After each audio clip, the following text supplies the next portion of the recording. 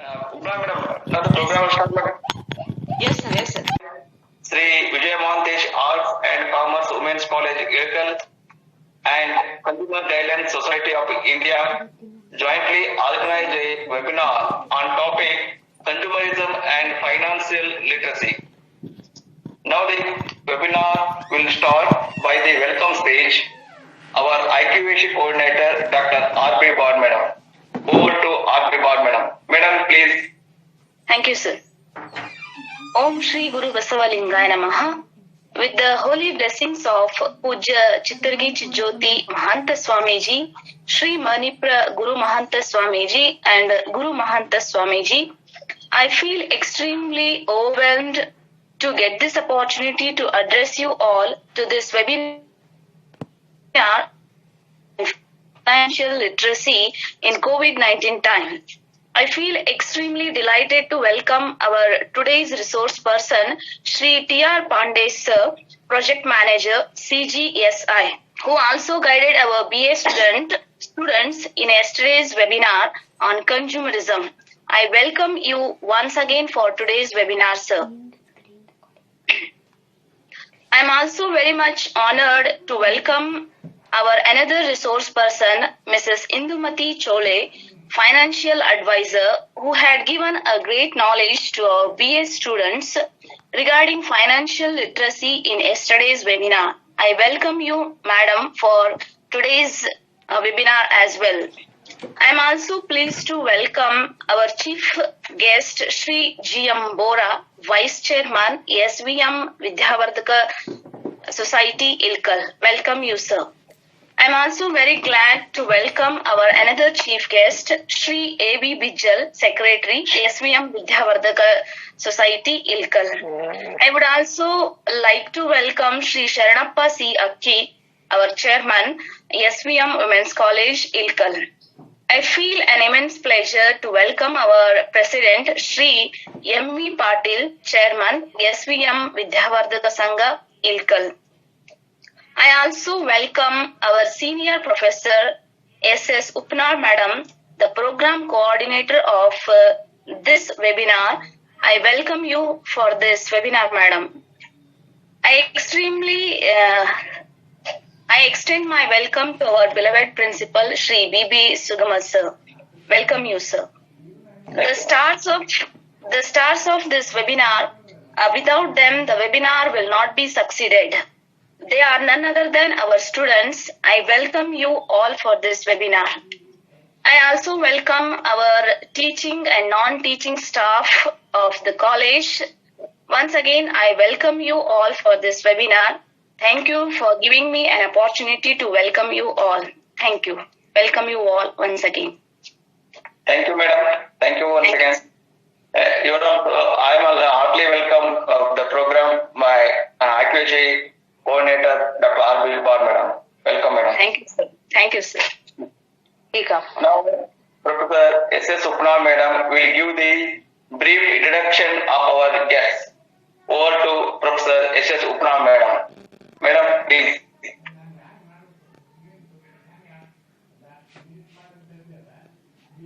उपनाम madam mute में है, उनको अनम्यूट करने को। Hello everyone. Here is Sharda lecturer, SVM Women's College. Now I would like to extend my warm welcome to you all to this webinar. I find immense pleasure to introduce our chief guest and the resource person, Sri Tirtharaj Pandey and Srimati Indumati Cholle Ganganavar. Our first session, the resource person, Sri Tirtharaj Pandey, is graduated from Allahabad University and currently working as a project manager in CGSI. He has conducted more than 500 seminars in Maharashtra and 300 webinars in Maharashtra, UP and Telangana states. We are really thankful to him for taking the time out of his busy schedule to render a knowledgeable presentation through different tools. I feel extremely honored to introduce our second session resource person, Srimati Cholle Ganganavar. Srimati Indumati is working as assistant professor in Lakshmibai Bhaurao Patil Mahila Mahavidyalaya, Sholapur. She secured first rank in MCOM and also passed SLET and NET exams from Shivaji University. She is an eminent scholar and submitted her PhD thesis to Solapur University.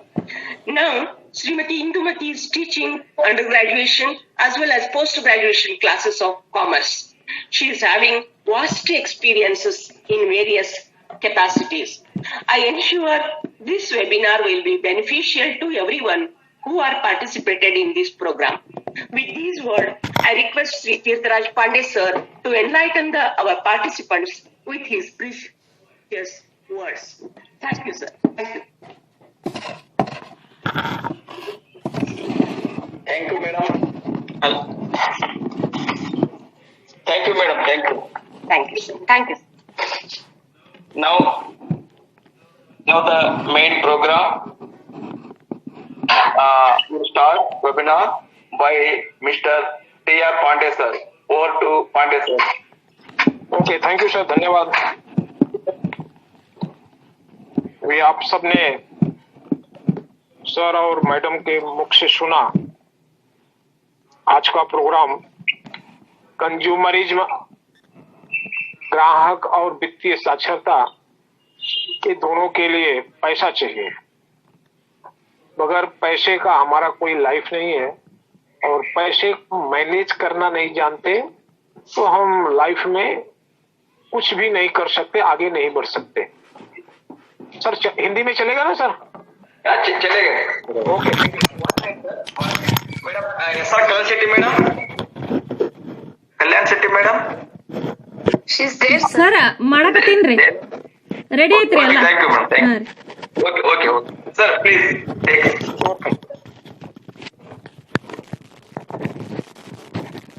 पैसे को हम कैसे अपना सुरक्षित रख सकते हैं और पैसे को हम कैसे अपने लाइफ में प्रयोग कर सकते हैं, यूज कर सकते हैं। पैसे से हमको कैसे सर्विस लेना चाहिए, पैसा हमको हमारे बच्चे की तरह हमारा सेवा करना चाहिए। आज हम सीखेंगे इसके विषय में। जैसे हम अपने बच्चे को धीरे धीरे पालते हैं, बड़ा करते हैं, वैसे आप पैसे को भी उसी ढंग से मैनेज करेंगे तो आप लाइफ में ऑनेस्टली कम से कम सैलरी पा करके भी आप अच्छी लाइफ जी सकते हो, और फाइनेंशियल टेक्निक अपना के। आज का युग जो है सब सिस्टम से चलता है। जो सिस्टम को फॉलो कर लिया, अपने समय और अपने पैसे का मूल्यांकन कर लिया, वैल्यू दिया, उसको इन्वेस्ट करते समय, खर्च एक्सपेंस करते समय आप सोचिए, हम पैसा जहाँ एक्सपेंस कर रहे हैं या समय हमारा जहाँ यूज हो रहा है उसका क्या रिटर्न हमको मिलता है, अच्छा मिल रहा है या बुरा। दोनों के विषय में ऐसा सोच के ही आप आगे बढ़ेंगे। और अभी हम आते हैं शब्द जो है हमारा कस्टमर, कंज्यूमर, ग्राहक। कस्टमर उसका ही नेक्स्ट इंग्लिश शब्द है। कस्टमर का हम हिंदी में लेते हैं शब्द तो कष्ट करके मर। आज का समय यही है कस्टमर का कि वो कष्ट करके मरे।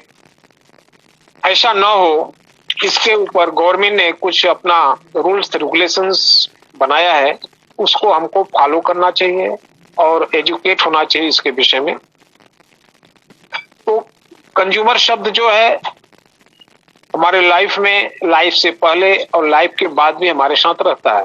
तो इसके विषय में हमको, आपको सबको अच्छे ढंग से थोड़ा रीड करना चाहिए, स्टडी करना चाहिए और उसके रूल्स रेगुलेशंस को फॉलो करते हुए, अपने पैसे को सुरक्षित रखते हुए और पैसे से सर्विस लेते हुए आगे बढ़ना चाहिए। कंज्यूमर शब्द का मतलब है जब हम कोई वस्तु, गुड्स और सेवा, सर्विस अपने कष्ट के पैसे से, जो हमने बहुत तकलीफ से उसको पाया है पैसा, उस पैसे से अगर हम परचेज करते हैं अपने हित के लिए, अपने लाभ के लिए, अपने कार्य को सफल बनाने के लिए, तो हम कंज्यूमर हैं। लेकिन इसमें एक शब्द और जुड़ता है कि जो उस वस्तु या गुड्स या सर्विस को कंज्यूम करता है वही कंज्यूमर है। जैसे आपके पेरेंट्स आपके लिए ड्रेस लेके आए या आपके लिए खाने का सामान लेके आए, पैसा उन्होंने अपने कष्ट के पैसे से, जो हमने बहुत तकलीफ से उसको पाया है पैसा, उस पैसे से अगर हम परचेज करते हैं अपने हित के लिए, अपने लाभ के लिए, अपने कार्य को सफल बनाने के लिए, तो हम कंज्यूमर हैं। लेकिन इसमें एक शब्द और जुड़ता है कि जो उस वस्तु या गुड्स या सर्विस को कंज्यूम करता है वही कंज्यूमर है। जैसे आपके पेरेंट्स आपके लिए ड्रेस लेके आए या आपके लिए खाने का सामान लेके आए, पैसा उन्होंने लगाया, परचेज उन्होंने किया और यूज आप कर रहे हो, तो मेन कंज्यूमर यूजर होता है, एक्चुअल यूजर होता है। तो अभी आपने सीखा कंज्यूमर में दो चीज आता है, गुड्स एंड सर्विस। इसको जो अपने कष्ट के पैसे से परचेज करता है वो तो कंज्यूमर है। अगर यही चीज आपको डोनेशन में मिलता है या गवर्नमेंट फैसिलिटीज के द्वारा मिलता है तो आप वहां पे कंज्यूमर नहीं हो। कंज्यूमर के लिए आप क्लेम नहीं कर सकते हो, आप कंज्यूमर नहीं हो। जो चीज आपको फ्री में मिल रही है उसके लिए आप किसी से क्लेम नहीं कर सकते। जहाँ पे आप अपना पैसा लगा रहे हो उसके लिए गवर्नमेंट ने आपके लिए एक रूल्स बनाया है। अगर आप सेटिस्फाइड नहीं हो पैसा लगा के या आपको नुकसान हो रहा है तो आप उसके लिए क्लेम कर सकते हैं। कंज्यूमर हम कब से हैं? कंज्यूमर हम जन्म से पहले ही माँ के पेट में ही हो जाते हैं। जिस दिन पेरेंट्स डॉक्टर के पास जाते हैं बच्चे के इलाज के लिए, जिस दिन से पैसा खर्चा करना चालू हो जाता है, एक्सपेंस चालू हो जाता है बच्चे के लिए, बच्चे के स्वास्थ्य के लिए, उसी दिन से वो बच्चा कंज्यूमर बन जाता है। और मरने के बाद भी हम कंज्यूमर हैं, क्योंकि मरने के बाद भी जो पैसा खर्चा होता है, एक्सपेंस होता है, जो हमारे संस्कार किए जाते हैं पैसा लगा के, तो उस मरने के बाद भी हम कंज्यूमर हैं। कंज्यूमर प्रोटेक्शन लॉ गवर्नमेंट ने बनाया कंज्यूमर के सेफ्टी के लिए। एक कंज्यूमर प्रोटेक्शन लॉ की हमको जरूरत क्यों पड़ गई? जब हम 1947 में अंग्रेजों से आजाद हुए थे, हमारा देश आजाद हुआ था, तो उस समय हम लोगों ने अपने देश की प्रोग्रेस के लिए, अपने कंट्री के प्रोग्रेस के लिए बहुत प्रयास किए, अथक परिश्रम किए कि हमारा देश आगे बढ़ना चाहिए। कुछ समय बाद हमारे बीच में ही कुछ ऐसे लोग पैदा हो गए, बॉर्न हो गए, जिससे उनके मन में एक सेल्फिश आया कि हमको ही श्रीमंत होना चाहिए, जो भी पैसा है मेरे हाथ में होना चाहिए, जो भी पावर है हमारे हाथ में होना चाहिए। अपने गांव का, अपने देश का, अपने जिला का मुखिया मैं ही रहूं, मेरे ही आदेश से लोग चले, ऐसी भावना लोगों में पैदा हो गई। तो ये कुप्रथा जो चल गया, इसको दूर करने के लिए हमारे ही बीच से जेंटलमैन लोगों ने गवर्नमेंट से आवाज उठाई कि इस कुप्रथा को, जो समाज को गलत रास्ते पे ले जा रहा है, इसी प्रथा को रोकने के लिए कुछ कानून होना चाहिए। तो गवर्नमेंट जो है इसके लिए कंज्यूमर प्रोटेक्शन लॉ बनाया। इसके विषय में आज भी लोगों को कुछ मालूम नहीं है। कंज्यूमर प्रोटेक्शन लॉ भी एक बना है जो हमारे 1 रुपए के नुकसान को भी वापस दिलाता है। विशेष तौर से हमारे जो भारतवर्ष के ग्रामीण भाई हैं, उनको तो कम से कम, हमने महाराष्ट्र में तो बहुत घुमा है गांव गांव, यही अनुभव हुआ कि 80-90% लोगों को नहीं मालूम है कि कंज्यूमर प्रोटेक्शन लॉ क्या है, ग्राहक शब्द क्या है। तो हम लोगों ने जा जाके गांव में सबको उनके राइट्स को बताया, सिखाया, और कैसे आपको अपना राइट्स यूज करना चाहिए, कैसे अपने नुकसान को वापस पाने के लिए फाइट करना चाहिए। कहाँ पे आपको कंप्लेन करना चाहिए, ये सब चीज जाके consumer guidance society of India सिखाती है। आज परिस्थिति ऐसी हो गई है, सिचुएशन हमारा ऐसा हो गया है कि हम लोग अपने होम में ही, घर में ही लॉकडाउन है, घर के बाहर जाना भी खतरा है।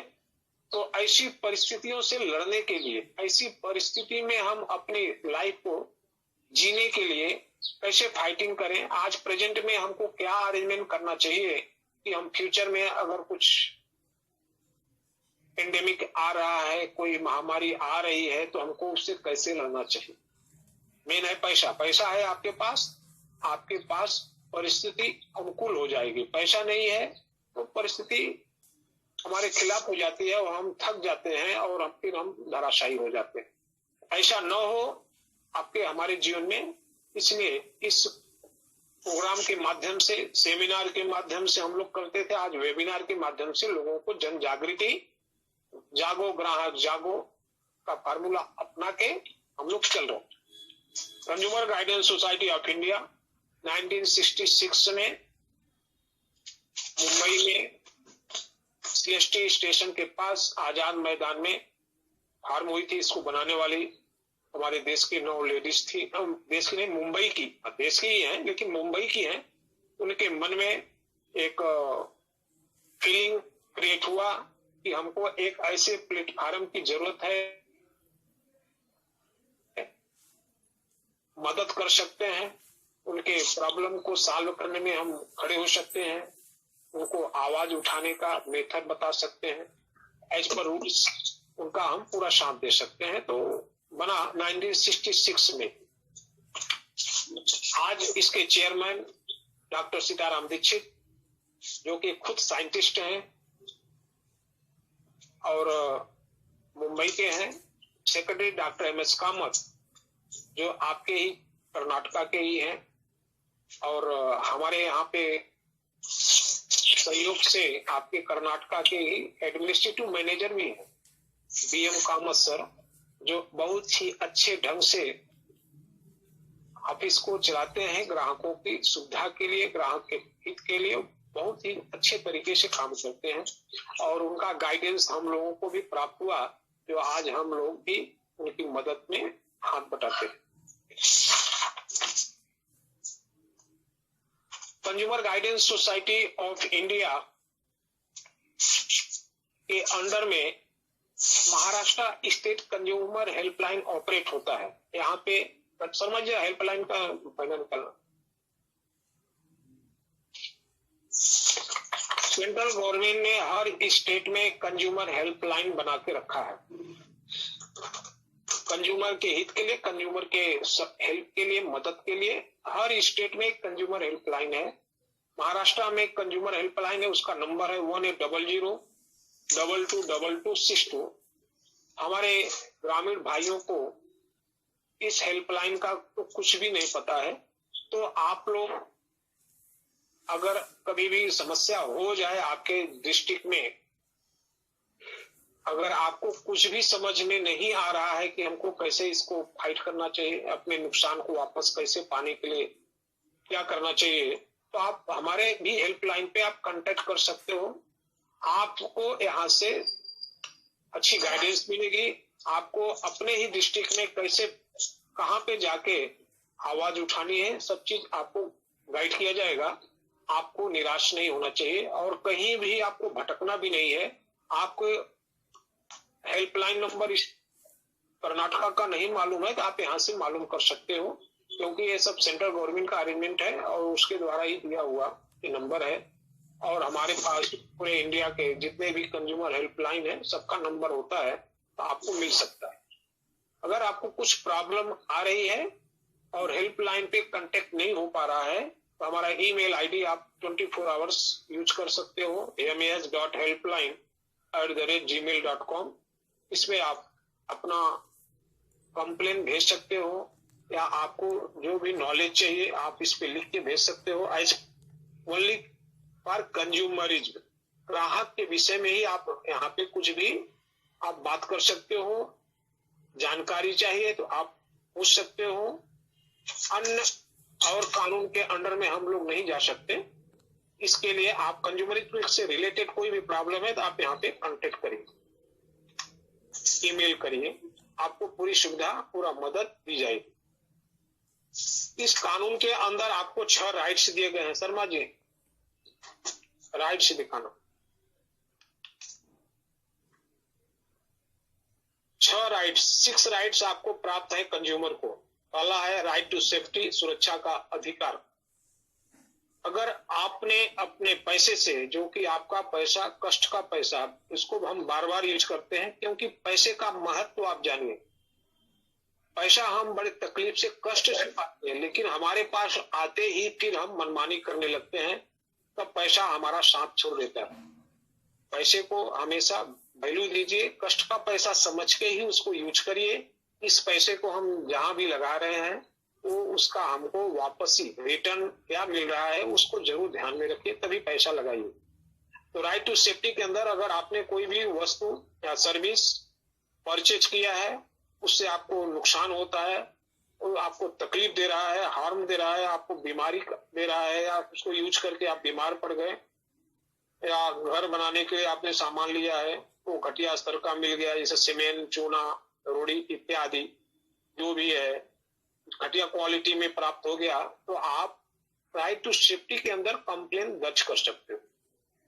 दूसरा है राइट टू चुनने का अधिकार। आप अपना जो पैसा है, कष्ट का पैसा है, उसके द्वारा आप अपने लिए, अपने हित के लिए सामान खरीदने जा रहे हो, गुड्स परचेज करने जा रहे हो, तो आप फ्री हो, अपने मन का, अपने पसंद का आप सामान परचेज कर सकते हो। आपके ऊपर कोई प्रेशर नहीं दे सकता कि आपको यही सामान खरीदना है।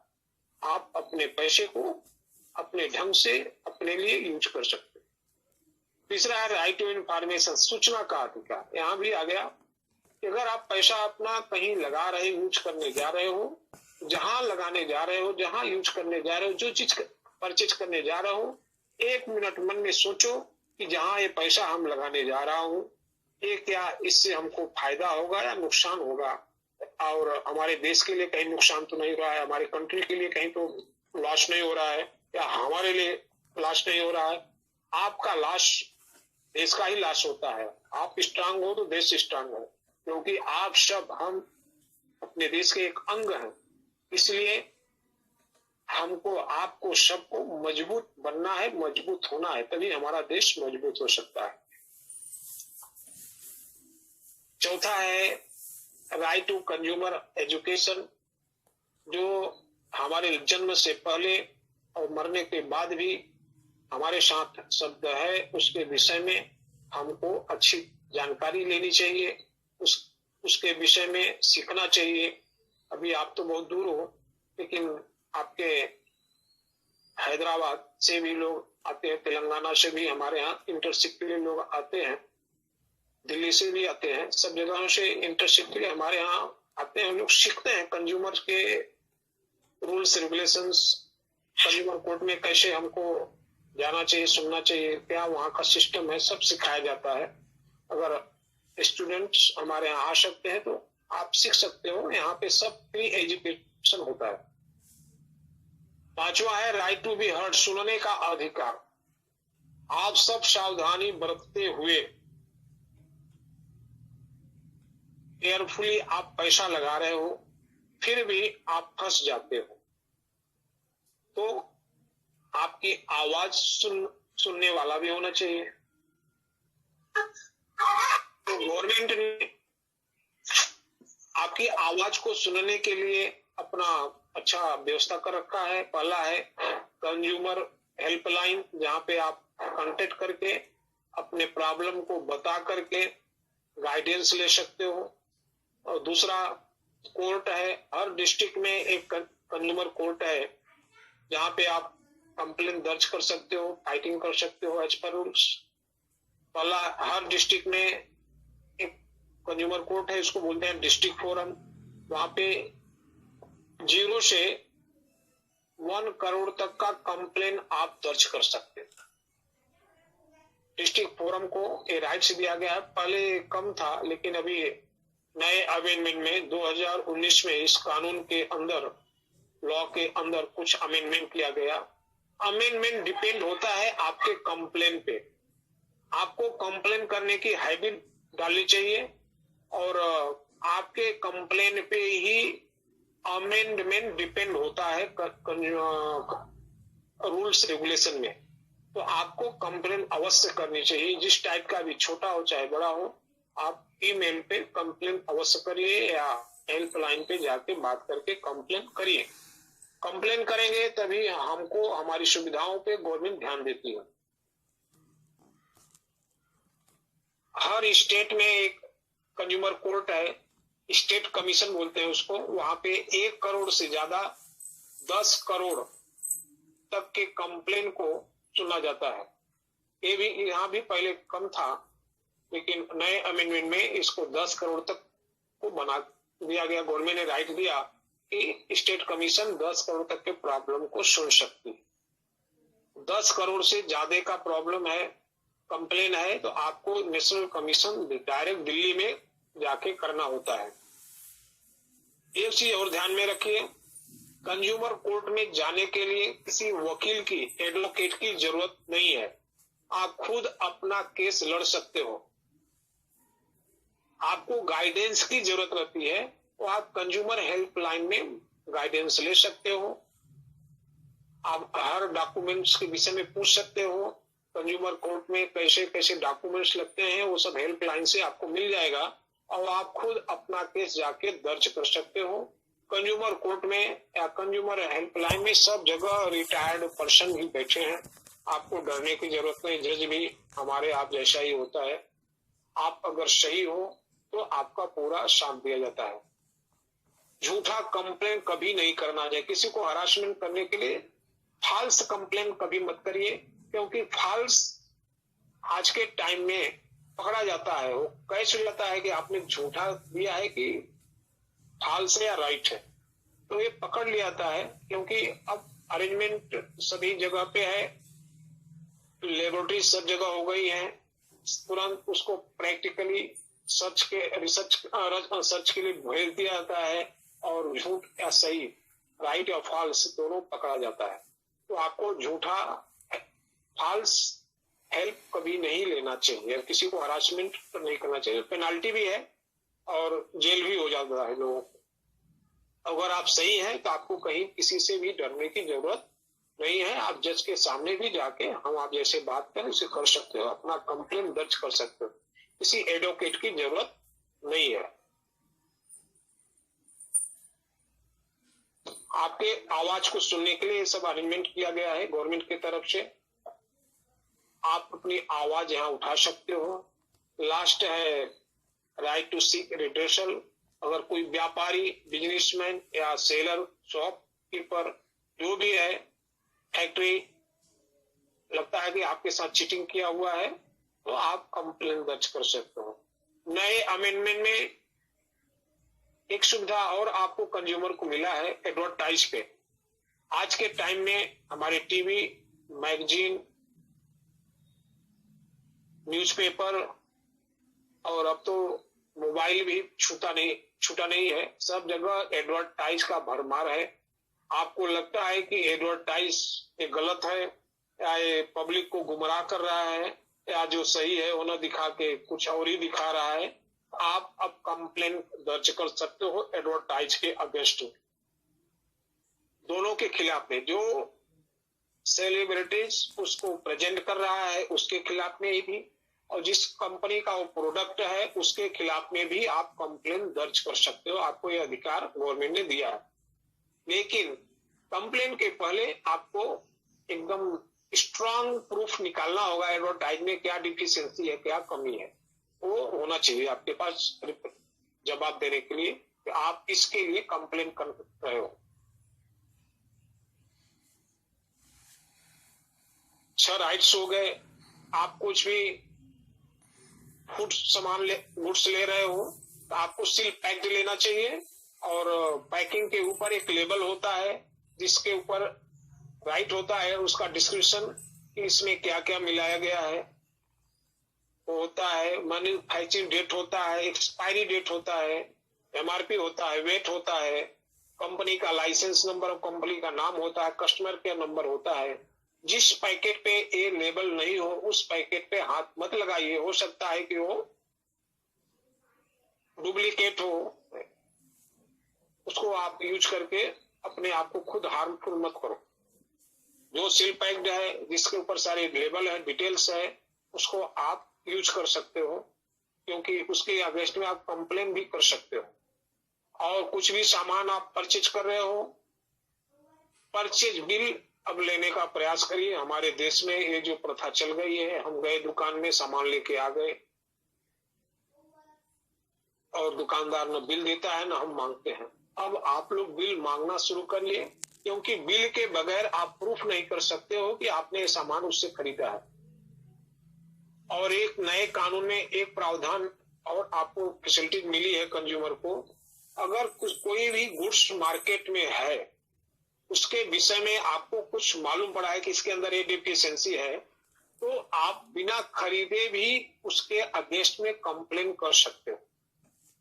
और एमआरपी से कोई ज्यादा पैसा मांग रहा है तो भी आप कंप्लेन दर्ज कर सकते हो। आपको कुछ नहीं करना है, उस दुकान के विषय में दुकान का एड्रेस, कॉन्टेक्ट नंबर आप ईमेल पे भेज सकते हो कि आप इस दुकान में एमआरपी से पैसा ज्यादा लिया जाता है। उसके आगे कोई वजन में कमी आ रही है, वेट में अगर डिफिशियंसी है, कुछ कम दे रहा है, तो आप उस वेट के विषय में ही कंप्लेन दर्ज कर सकते हो। मेडिकल नेग्लिजेंसी के अंदर आप अगर मेडिकल से कुछ प्रॉब्लम हो गया है, डॉक्टर से कुछ तकलीफ आ गई है, उसने ट्रीटमेंट अच्छा नहीं किया, फीस लिया, या कोई हॉस्पिटल या नर्सिंग होम आपको ट्रीटमेंट अच्छा नहीं दिया है, आपसे पैसा ज्यादा वसूला है, तो आप उसके अगेंस्ट में भी कंप्लेन अब दर्ज कर सकते हो कंज्यूमर कोर्ट में या कंज्यूमर हेल्पलाइन पे। लेकिन मेडिकल में अगर मेडिकल नेग्लिजेंसी के अंदर आप कंप्लेन कर रहे हो, तो एडमिट के टाइम से डिस्चार्ज तक के टाइम तक के सारे डॉक्यूमेंट्स, सारे मेडिसिन के बिल्स, आपने क्या क्या खाया है, वो सब डिटेल्स आपके पास होना चाहिए, ओरिजिनल।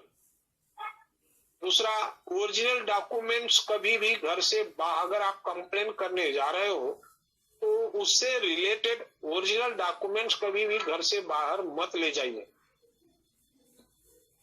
क्योंकि ओरिजिनल डॉक्यूमेंट्स एक बार मिस हो गया तो आपको, हमको या किसी को भी हेल्प करने वाले को भी प्रॉब्लम हो सकती है। तो आप ओरिजिनल डॉक्यूमेंट संभाल के रखिए और घर में एक फाइल भी बना के रखिए। जो भी सामान आप खरीद के ला रहे हो, परचेज करके, उसका रसीद उस फाइल में डालते जाइए। क्योंकि ऐसा भी देखा गया है, अगर आपने फ्रिज लाया है और आपके घर में है, आपने 2 साल बाद उसको रिपेयरिंग करने के लिए 5 साल बाद भेजा, कुछ प्रॉब्लम हो गई, तब वहां बिल की जरूरत पड़ती है। अगर आप कंप्लेन करने जा रहे हो तो उस फ्रिज का आपके पास बिल होना चाहिए। और 4-5 साल के बाद बिल कहाँ है हमारे भाइयों को मालूम नहीं होता है। इसके लिए आपके घर में एक फाइल होनी चाहिए स्मार्ट कंज्यूमर की तरह। उस फाइल में सारे डॉक्यूमेंट्स, सारे बिल, परचेज या वारंटी, गारंटी कार्ड, गुड्स से रिलेटेड सारे डॉक्यूमेंट उसमें आप सेफ रखते जाओ। जब भी जरूरत पड़ेगी आप उसको यूज कर सकते हो। और ओरिजिनल डॉक्यूमेंट्स केवल कोर्ट में हियरिंग के टाइम पे जरूरत पड़ता है, तो आप उसको केवल ओरिजिनल डॉक्यूमेंट्स हियरिंग के टाइम में लाइए जब जज मांगता है, नहीं तो ओरिजिनल डॉक्यूमेंट्स किसी को मत दीजिए। और एक समस्या, एक कंप्लेन हो रहा था कि किसी ने कहीं इन्वेस्ट किया था पैसा किसी कंपनी में कि 5 साल बाद मैच्योर हो जाएगा और आपको पैसा मिलेगा, तो उस कंपनी ने उससे सारे ओरिजिनल डॉक्यूमेंट्स अपने यहाँ जमा करा लिए कि आप सारे ओरिजिनल डॉक्यूमेंट जमा कर दो, आपका पैसा आपके खाते में चला जाएगा। ऐसा भूल आप कभी मत करना। कुछ भी ओरिजिनल डॉक्यूमेंट्स कहीं को किसी को दे रहे हो तो उसका पहले तो जेरॉक्स अपने पास रखिए और कंपनी से लिख के लीजिए कि ओरिजिनल डॉक्यूमेंट्स, उसका डिटेल डिस्क्रिप्शन ब्रीफ में डाल के लिखवा के लीजिए, जिससे कि फ्यूचर में आपको जब जरूरत पड़े तो आप उसको यूज कर सकते हो। ऐसी कंपनियां जो होती हैं वो डॉक्यूमेंट जमा करा के फिर भाग जाती हैं, पैसा नहीं देती हैं, कोई ना कोई बहाना करती हैं। तो आप अपने पैसे को दे करके खुद को मत फंसाओ। इसके लिए एक प्रोग्राम के द्वारा सभी कंज्यूमर को अवेयर किया जाता है कि आप पहले से मत फंसो, सावधानी बरतो, और कहीं फंस गए हो तो आपको कहाँ कंप्लेन करना चाहिए। आपने कंज्यूमर हेल्पलाइन देखा, अब आपको थोड़ा कंप्लेन करने का तरीका अपनाना पड़ेगा। आप ओरली बात मत करिए किसी से कि आपके यहाँ से फ्रिज लाया था, ये फ्रिज में एक कमी हो गई, या टीवी लाया था तो ये इसमें प्रॉब्लम है, ये मत करिए। आपको कुछ प्रॉब्लम या डिफिशिएंसी डिटेल में दीजिए कि आपके यहाँ से फ्रिज या जो भी सामान खरीदा है उसका बिल डिटेल्स दीजिए, और उससे एक कॉपी रिसीव करा लीजिए कि हमने आपके यहाँ कंप्लेन भेजा है, वो सेफ रखिए अपने पास। अगर वो रिसीव नहीं कर रहा है तो बाई पोस्ट भेज दीजिए। पोस्ट का एक रसीद 2 कॉपी में अटैच करके अपने पास सेफ रखिए। 15-20 दिन एज पर रूल्स उसके लिए वेट करना होता है। अगर वो आके आपका कंप्लेन दूर किया तो अच्छा है, वहीं केस खत्म हो जाएगा। और अगर उसने आपके प्रॉब्लम को सॉल्व नहीं किया तो फिर आप उसको एक रिमाइंडर भेजेंगे, उसके लिए भी आपको 15-20 दिन वेट करना पड़ेगा। अगर उसने आके सॉल्व कर दिया रिमाइंडर के बाद तो ठीक है, केस वहीं खत्म। अगर उसने रिमाइंडर पे भी ध्यान नहीं दिया, आपको रिप्लाई नहीं दिया, आप सेटिस्फाइड नहीं उससे, तब दोनों का जेरॉक्स लेके आप कंज्यूमर हेल्पलाइन में कंप्लेन करिए कि हमने यहाँ से सामान खरीदा था, उनको 2 लेटर दिया और उन्होंने कोई रिप्लाई नहीं दिया। तो आप कंज्यूमर हेल्पलाइन में जाके बाद में वो क्या करना है आपको हम एक वीडियो दिखाएंगे कंज्यूमर से रिलेटेड, उससे भी आपके बहुत से कंसेप्ट क्लियर होंगे। दूसरा प्रोग्राम है वित्तीय साक्षरता, फाइनेंशियल लिटरेसी। आज आप अपने पैसे को चलाना सीखोगे, पैसों को यूज करना सीखोगे, मैनेज करना सीखोगे। इसके विषय में इंदुमती मैडम आपको गाइड करेंगे और उनका लेक्चर आपको बहुत ही इम्पोर्टेंट है, सुनना चाहिए। और लाइफ में पैसे को मैनेज करना सीखना चाहिए। जिसको पैसा मैनेज नहीं करने आया तो वो अरबपति से डाउन हो जाता है, रोड पे आ जाता है। और जिसको पैसे को मैनेज करना सीख लिया वो रोड से अरबपति बनने में टाइम नहीं लगता है। तो आपको ये सब सीखना है और आपको 60 इयर्स के बाद की लाइफ, रिटायर के बाद की लाइफ को कैसे अच्छे ढंग से जीना है वो भी आज आपको इंदुमती मैडम सिखाएंगी। लेक्चर है आपके लिए बहुत ही महत्वपूर्ण है, इम्पोर्टेंट है। आप सुनिए, वीडियो देखिए, उसके बाद आप क्वेश्चन आंसर भी कर सकते हैं। प्रोग्राम के लास्ट में आपको 10-15 मिनट के लिए टाइम दिया जाएगा।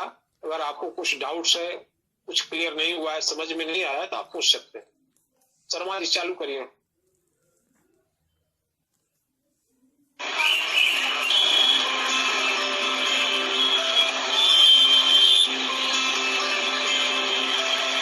आज एक ग्राहक होने के नाते हमें हर मोड़ पर फंसाया जा सकता है।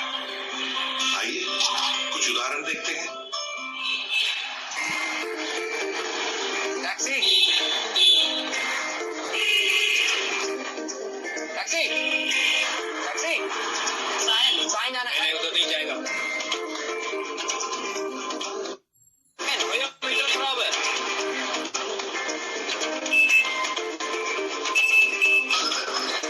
टैक्सी साइन जाना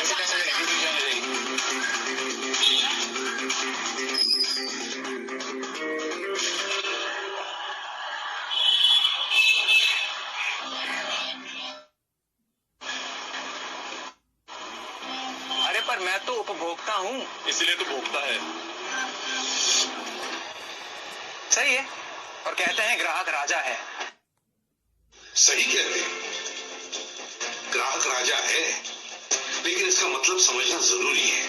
आज कोई भी कंपनी हो, चाहे वो टूथब्रश बनाए या बिल्डिंग बनाए, बिस्किट बनाए या 5 स्टार होटल, यानी ग्राहक के बिना कुछ भी मुमकिन नहीं है।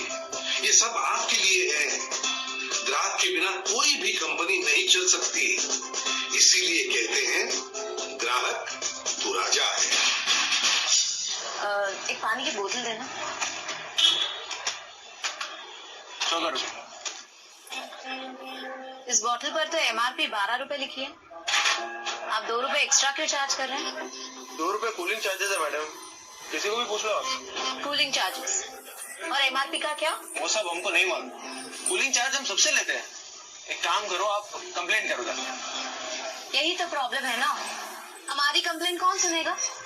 ग्राहक पाल सुनेगा। जी हाँ, ग्राहक पाल सुनेगा। MRP मतलब मैक्सिमम रिटेल प्राइस। इसका मतलब इसमें सभी चार्जेस जुड़े हुए हैं, फिर वो चाहे कूलिंग चार्जेस ही क्यों ना हो। इन्हें कोई हक नहीं बनता कि वो MRP से ज्यादा आपसे पैसे ले। अगर आपसे कोई दुकानदार MRP से ज्यादा पैसे मांग रहा हो तो आप इस हेल्पलाइन नंबर पर फोन कीजिए, हम आपकी सहायता करेंगे।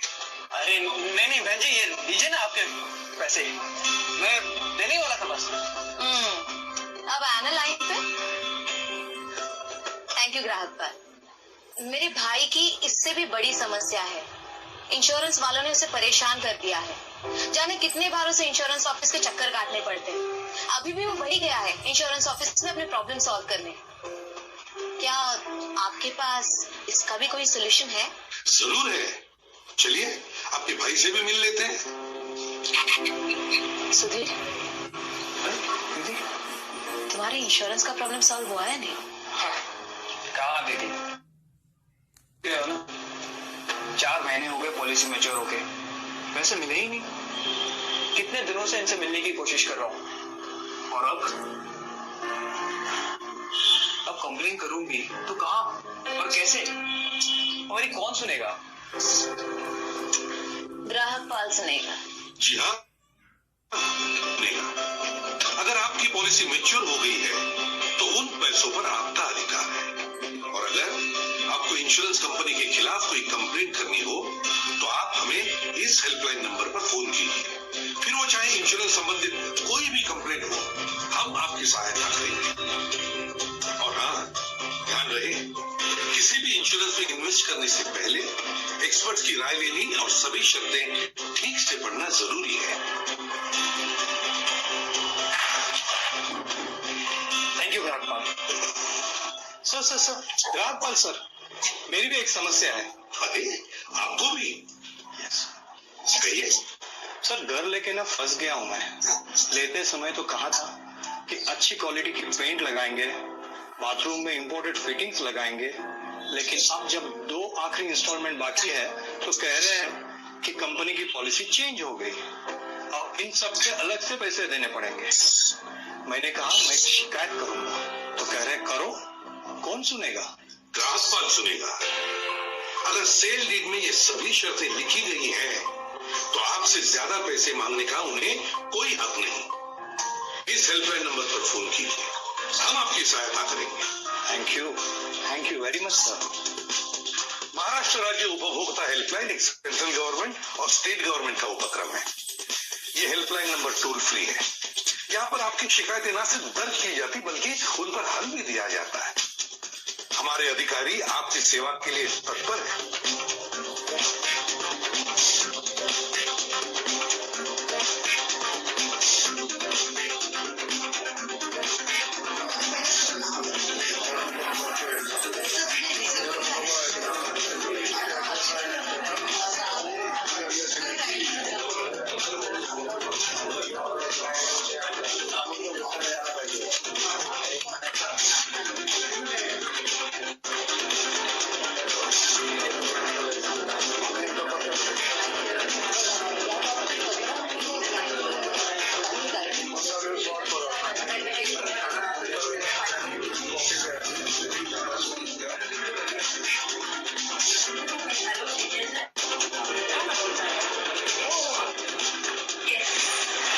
लेकिन याद रखना, आपकी शिकायतें सच्ची हो।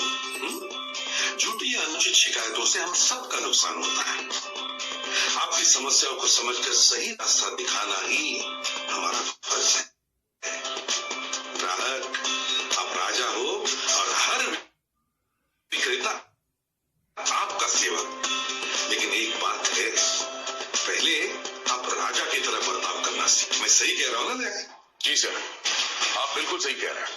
अगर आपके साथ अन्याय हो रहा है तो चुप मत रहो, आवाज उठाओ, इस हेल्पलाइन नंबर पे फोन करो, हम आपको सही रास्ता दिखाएंगे। और हमारे साथ ऐसे कई छोटी छोटी चीजें हो जाती हैं जिन्हें हम नजरअंदाज कर देते हैं, जैसे हेलो हेलो,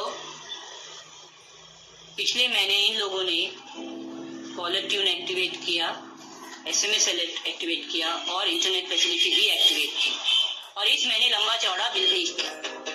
ये सर्विस एक्टिवेट करने से पहले मुझसे पूछा भी नहीं गया, ये बिल्कुल गलत है। एक्सक्यूज मी, कल आपसे बिस्किट का पैकेट लेके गया था, पैकेट खोला तो बिस्किट नरम निकले, ये मुझे बदली करके दे दो। अरे ये पैकेट खुला है, वापस नहीं ले सकते। अरे पर इसमें मेरी क्या गलती है? अब हम क्या करें? तो आप इस हेल्पलाइन नंबर पे फोन कीजिए, हम आपको सही रास्ता दिखाएंगे। ऐसे कई केसेस हैं और हर तरह की शिकायत के लिए ये हेल्पलाइन नंबर है।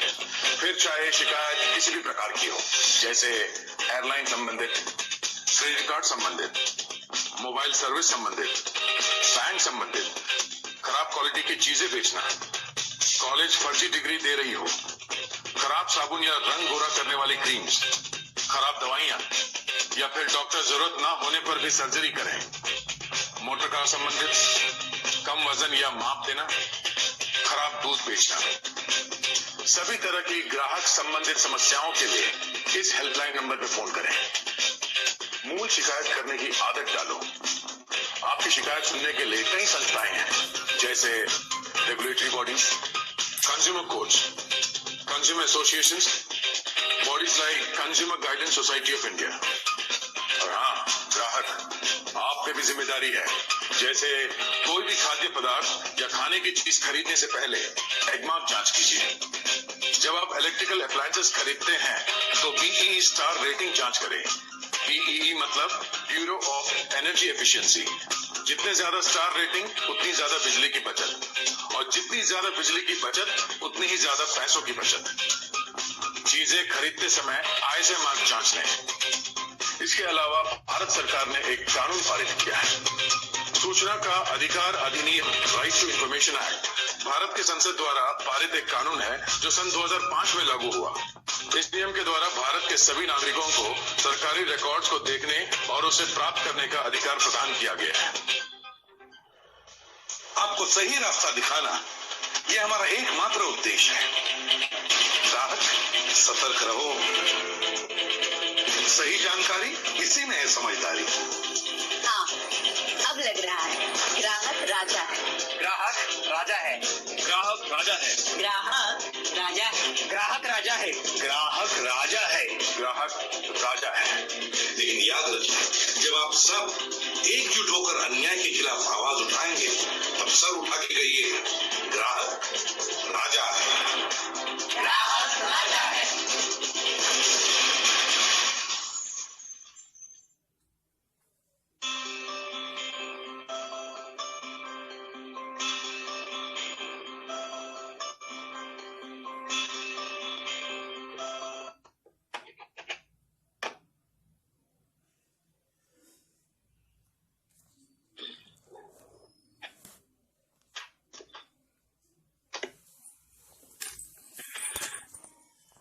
ನೀವು ಒಂದ್ ದಿವ್ಸ ವ್ಯಾಯಾಮ ಅಂತ ಹೇಳಿ ನಡ್ಕೊಂತ ಬಂದಿರಿ, ಆಮೇಲೆ 50 ರೂಪಾಯಿ ನೀವು ಉಳಿಸಿದ್ರಿ.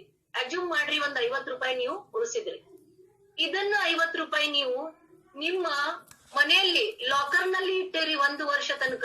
ಅಂದ್ರೆ ಈ 50 ರೂಪಾಯಿದು 1 ವರ್ಷ ಆದ ಬಳಿಕ ನೀವು ತೆಗೆದು ನೋಡಿದ ಮೇಲೆ ಅದನ್ನ 50 ರೂಪಾಯಿನೇ ಉಳಿತೈತಿ. ಅದು ಬೆಳೆಯುವುದಿಲ್ಲ, ಅದು ಹೆಚ್ಚಾಗುವುದಿಲ್ಲ.